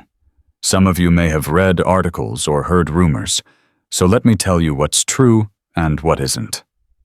She paused. Let them wait. I am a Navy SEAL, one of the first women to complete BUDS and earn the Trident. I have deployed to combat zones on 4 continents. I have killed 17 people in defensive engagements. I have watched teammates die in my arms. I have been wounded, captured, and left for dead in places that don't appear on any map. 30 pairs of eyes stared at her with a mixture of awe and fear. That's what's true. Now here's what isn't. Elena stepped closer to them. I am not special. I am not superhuman. I am not blessed with some genetic gift that makes me better than you. Everything I've accomplished, I accomplished through training, discipline, and refusing to quit when everything inside me screamed to give up. She pointed at the woman in the front row. What's your name? Petty Officer, 2nd Class, Jennifer Walsh, ma'am. Walsh. Why are you here? Walsh swallowed. To become a SEAL, ma'am. Why? Because I want to serve my country at the highest level possible. Good answer. Elena moved to the next woman. You. Name. Lance Corporal Maria Santos, ma'am. Why are you here, Santos? My brother was killed in Afghanistan. Santos's voice was steady, but her eyes glistened. He was a Marine raider. I want to honor his memory by becoming what he was. Revenge. No, ma'am. Continuation. Elena nodded slowly. Better answer. She worked her way through the entire group, asking the same question, receiving 30 different responses. Some were motivated by patriotism, some by personal tragedy, some by a desire to prove that women could do anything men could do. One woman, a 24-year-old Army sergeant named Keisha Williams, gave an answer that stopped Elena cold. I'm here because of you, ma'am. Explain. I watched that video. The one from the assessment. I watched you take down that Marine without breaking a sweat. I watched you hold back when you could have destroyed him. Williams's voice was fierce. I've been told my whole life what I can't do. Too small, too female, too black, too everything. But you showed me that all of that was a lie. If you can be a SEAL, so can I. Elena felt something shift in her chest. Something that had been locked away since Yemen. Stand up, Williams. Williams stood. She was 5'6", muscular, with the bearing of someone who'd already proven herself in difficult situations. You want to know why I held back against that Marine? Elena asked. It wasn't mercy. It wasn't restraint. It was choice. The most powerful weapon a warrior has isn't strength or speed or training. It's the ability to choose when to fight and when to walk away. She looked at the entire group. Most of you will not complete this program. Statistics say 90% of you will quit or be eliminated before the first phase ends. That's not because you're women. That's because special operations selection is designed to break people. It breaks men at the same rate. The question isn't whether you'll be broken. The question is what you'll do when it happens. She reached under her shirt and pulled out the trident, held it up so everyone could see. This is what you're fighting for. This piece of metal. It weighs about 2 ounces. It's worth nothing at any pawn shop, but it represents something that can't be bought or inherited or faked. It represents the willingness to suffer more than you thought possible for people you may never meet. Elena tucked the trident back under her shirt. Your training begins at 0400 tomorrow. Be here or don't. The choice is yours. She turned and walked out of the training bay without looking back. Behind her, 30 women sat in silence contemplating the road ahead. The first week eliminated 8 candidates. Not through failure, through voluntary withdrawal. The physical demands of the preparatory training were intense, but they weren't impossible. What broke people wasn't the running or the swimming or the push-ups. It was the cold. Elena had designed the curriculum to include extensive cold water exposure from day 1, not because cold water was necessary for every special operations mission, but because cold was a universal enemy. It sapped strength, clouded judgment, and forced candidates to confront the limits of their own mental fortitude. Get back in the water, Elena ordered on day 5. The remaining 22 candidates stood waist-deep in the Pacific Ocean, shivering violently. The water temperature was 58 degrees. They'd been in for 45 minutes. "Ma'am, I can't feel my legs," one candidate gasped. "Good. Now you know what hypothermia feels like. Get back in." "I can't." "You can. The question is whether you will." The candidate hesitated, looked at Elena, looked at the water. Then she turned and walked toward the shore. "Candidate Rivera is DOR," Elena announced. "Anyone else?" 2 more candidates followed Rivera to the beach. 19 remained. That night, Elena found Williams still in the training bay, doing extra pull-ups. "You should be resting." Williams dropped from the bar. "Can't sleep, ma'am." "Nightmares?" "No." Williams wiped her face with a towel. "I keep thinking about Rivera. She was stronger than me, faster, better at everything. But she quit." "What's your question? How do I know I won't quit? How do I know I won't be standing in that water tomorrow and decide it's too hard?" Elena was quiet for a moment. Then she sat down on a bench and gestured for Williams to join her. "You don't know," Elena said. "Nobody knows until they're in that moment. The only thing you can control is what you do right now. This moment, this rep, this breath. That's it, just one moment at a time. That's everything." Elena leaned back against the wall. "In Yemen, when we were holding that compound, I didn't think about the next 36 hours. I thought about the next 36 seconds. Get to cover, reload, check my teammates, repeat. One moment at a time until there were no more moments to survive." "How many moments was that?" "I stopped counting after 10,000. Williams absorbed this. "Can I ask you something personal, ma'am?" "Go ahead." "The 2 men who died, your teammates. Do you think about them?" Elena touched the dog tags under her shirt. "Every day." "Does it get easier?" "No." Elena's voice was soft. "It just gets different. At first you think about how they died, then you start thinking about how they lived. And eventually you realize that thinking about them isn't pain, it's purpose. They died so I could survive. The least I can do is make that survival mean something." Williams nodded slowly. Thank you, ma'am. Get some sleep, Williams. Tomorrow's going to be worse. How much worse? Elena almost smiled. Ask me tomorrow night, if you're still here. Williams was still there. Week 2 brought Hell Week 5.5 days of continuous training with a maximum of 4 hours of total sleep. Candidates were pushed beyond exhaustion into a state where the body stopped functioning and only willpower remained. 12 candidates survived. Week 3 introduced combat training, close quarters battle, weapons handling, tactical movement. Elena taught these sessions personally, drawing on everything she'd learned in Yemen and Syria and the other places that didn't have names. When you breach a door, you're stepping into the unknown, she explained during a live fire exercise. The enemy knows you're coming. They have the advantage of position. Your only advantage is training and teamwork. Use them. She demonstrated the technique herself. Door stack breach clear. 4 seconds of controlled violence that left 3 practice targets neutralized and no friendly casualties. Your turn, she told Williams. Take point. Williams stepped up, took a breath. Executed. 3 targets down. 2 seconds slower than Elena, but clean.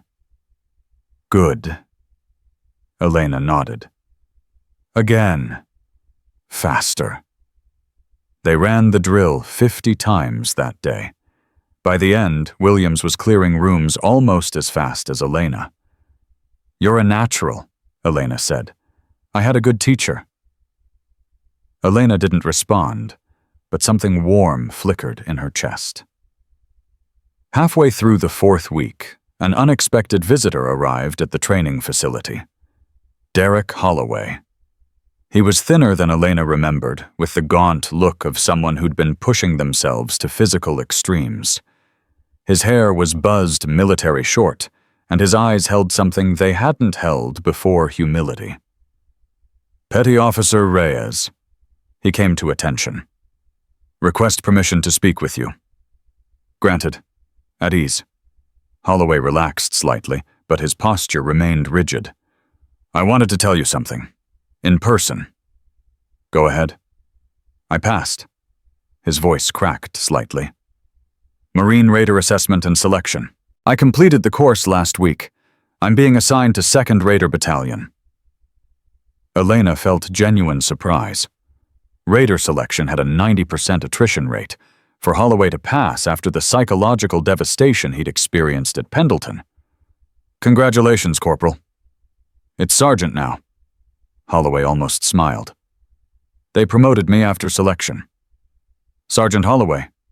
Elena nodded. You earned it. I earned nothing until that assessment. Holloway's voice hardened with self-honesty. Before you, I was playing pretend, acting like a warrior because I'd never been tested like one. You showed me what I was actually made of, and it wasn't much. You're here now. That says otherwise. I'm here because of what you said. Get bitter or get better. Holloway met her eyes directly. I chose better. Every time I wanted to quit during selection, I remembered you holding back in the mess hall, choosing not to destroy me when you easily could have. I told myself that if I quit, I'd be proving that you were right to show mercy, that I wasn't worth the effort. And now I understand what strength actually means. Holloway swallowed. It's not about who you can beat. It's about who you can help, what you can build, the people you can protect. He reached into his pocket and pulled out a folded piece of paper. I wrote this a few months ago, never sent it, but I wanted to give it to you in person. Elena took the paper, unfolded it. It was a formal letter of apology. 3 pages handwritten detailing everything Holloway had done wrong at Pendleton and everything he'd learned since. It included a section about his father, an abusive man who'd taught him that dominance was the same as strength. And it included a promise to spend the rest of his career proving that the lesson Elena had taught him wasn't wasted. You didn't have to write this, Elena said. Yes, I did. For me, not for you. Holloway straightened. I'm shipping out to Camp Lejeune next week. Deployment to Africa in 3 months. But I wanted you to know that whatever happens out there, I'm going as a different man than I was. Because of you. Elena folded the letter carefully, put it in her pocket. Good luck, Sergeant. Thank you, ma'am. He hesitated. One more thing. The women you're training, they're lucky. Most instructors teach technique. You teach something else. What's that? Heart. Holloway saluted. Good luck to you, too. He turned and walked away, and Elena watched him go with something she hadn't expected to feel. Pride. The final week of training arrived. Of the original 30 candidates, 11 remained. 11 women who had survived everything Elena and her staff had thrown at them. 11 women who were ready for the real test buds selection. But first, there was one more evolution to complete.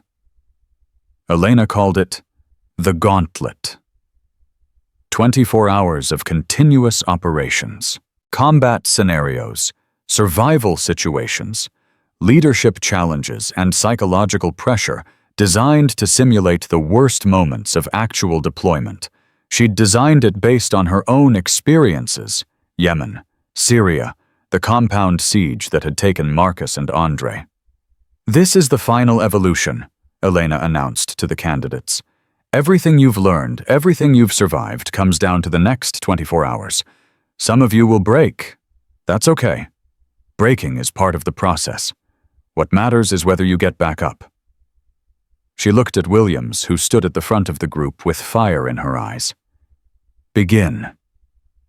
The first 8 hours were physical: running, swimming, climbing, carrying.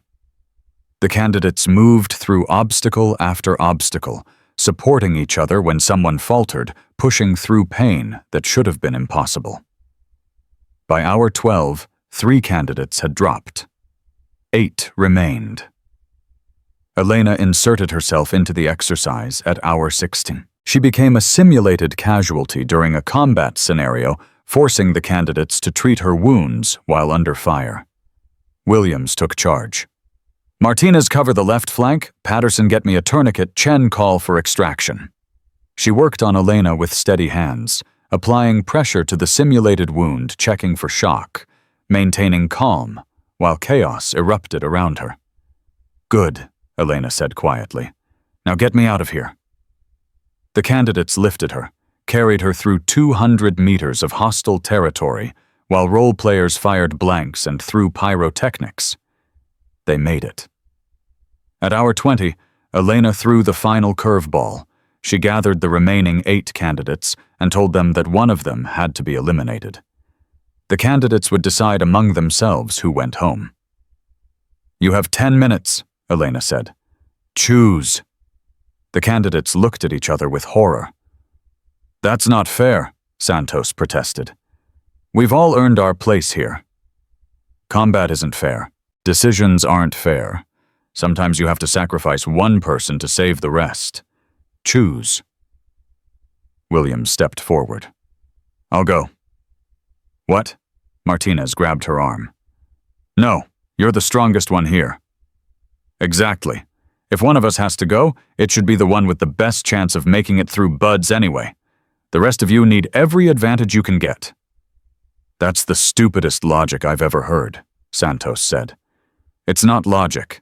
It's leadership. Williams looked at Elena. You said the most powerful weapon is choice. I'm choosing to sacrifice myself for my team. That's what SEALs do. Elena held Williams's gaze for a long moment. Then she smiled. Congratulations. You all pass. The candidates stared at her in confusion. There was no elimination. There was never going to be an elimination. I wanted to see what you'd do when faced with an impossible choice.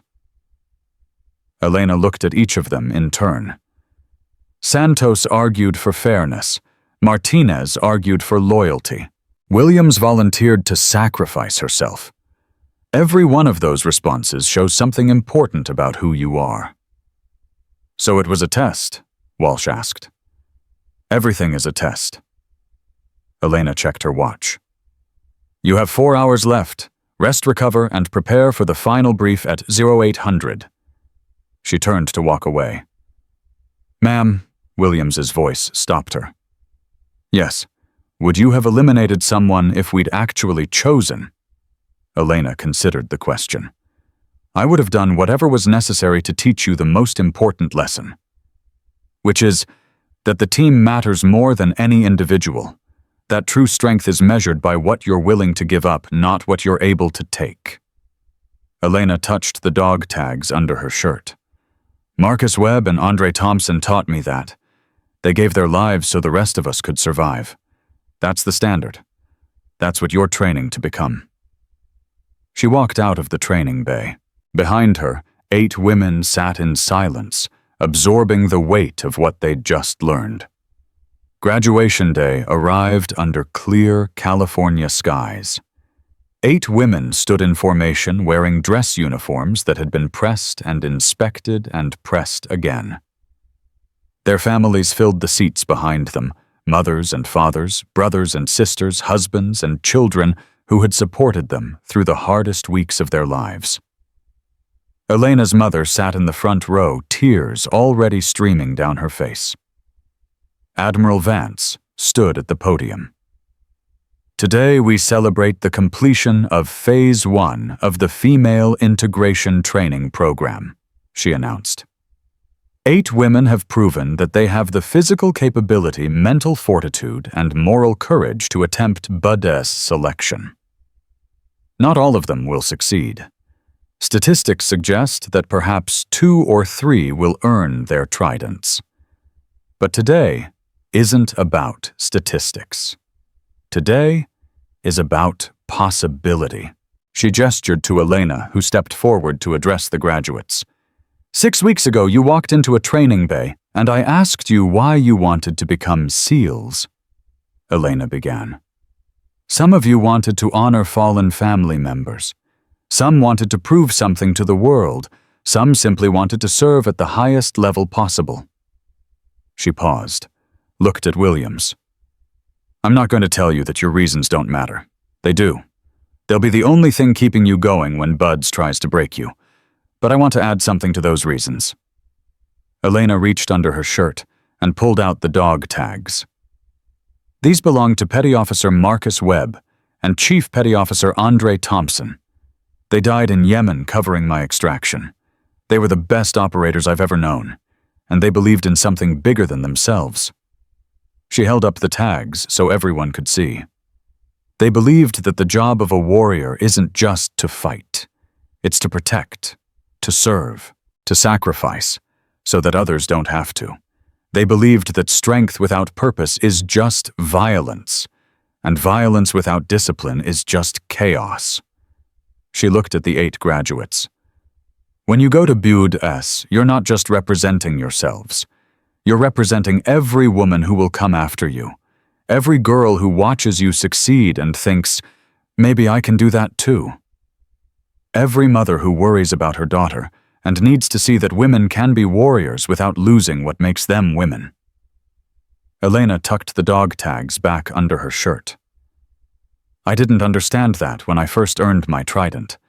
I thought the achievement was personal, private, just between me and the instructors who'd tried to break me. But it wasn't. It was never just about me. She stepped back and came to attention. Class 01 of the Female Integration Training Program. You are dismissed to BUDS. Make us proud. The graduates broke formation. Families rushed forward. Embraces and tears and laughter filled the air. Williams approached Elena before joining her own family. Thank you, ma'am, for everything. You haven't earned your trident yet, Williams. I know, but I will. Williams smiled. And when I do, I'm going to come back here and help you train the next class, the way you trained me. Elena felt something she hadn't felt in a long time. Hope.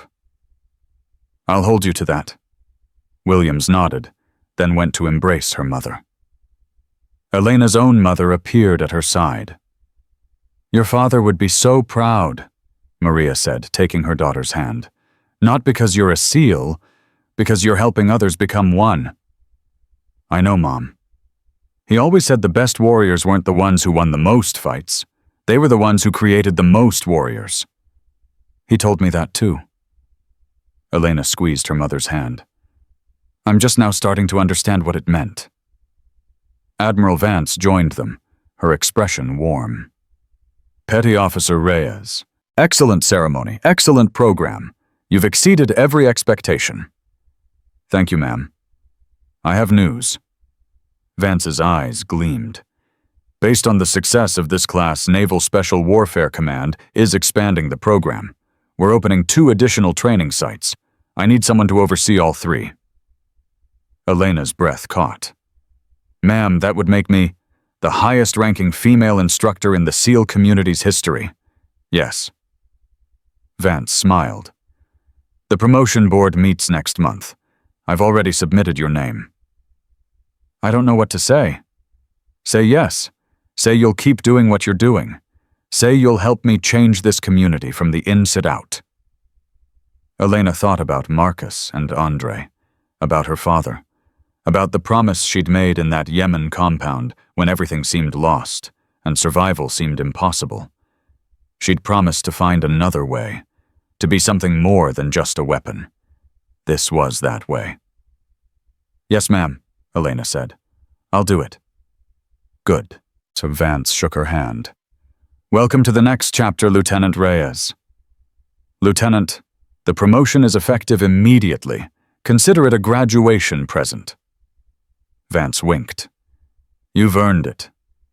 She walked away, leaving Elena standing with her mother in the California sunshine. Lieutenant Elena Reyes. Maria shook her head in wonder. Your father would cry if he could see you now. Elena touched the trident beneath her uniform, felt the weight of the dog tags against her chest, remembered Marcus's last words spoken through blood and pain as the compound burned around them. You're not done yet, Ghost. Not by a long shot. He'd been right. She wasn't done. She was just getting started. 6 months later, Williams earned her trident. She became the 4th woman in history to complete Bud S, and the first graduate of Elena's program to make it through. 3 more followed within the year. Holloway deployed to Africa and distinguished himself in combat operations that saved 17 civilian lives. He sent Elena a letter afterward thanking her again for the lesson that had changed everything.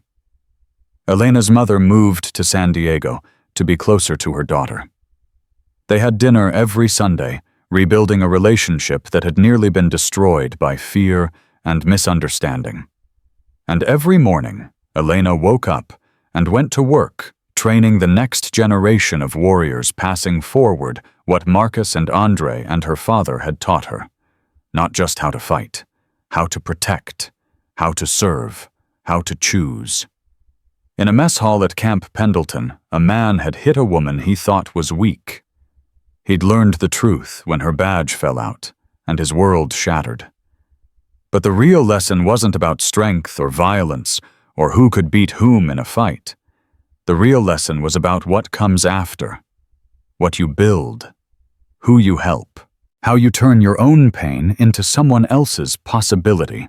Elena Reyes had learned that lesson the hard way. Now she was teaching it to everyone willing to listen. And that more than any trident or medal or promotion was what made her a warrior. Because true warriors don't just win battles. They create the next generation of warriors who will win the battles yet to come. That was her father's legacy. That was Marcus and Andre's sacrifice. And that was Elena Reyes's choice. Every single day, for the rest of her life.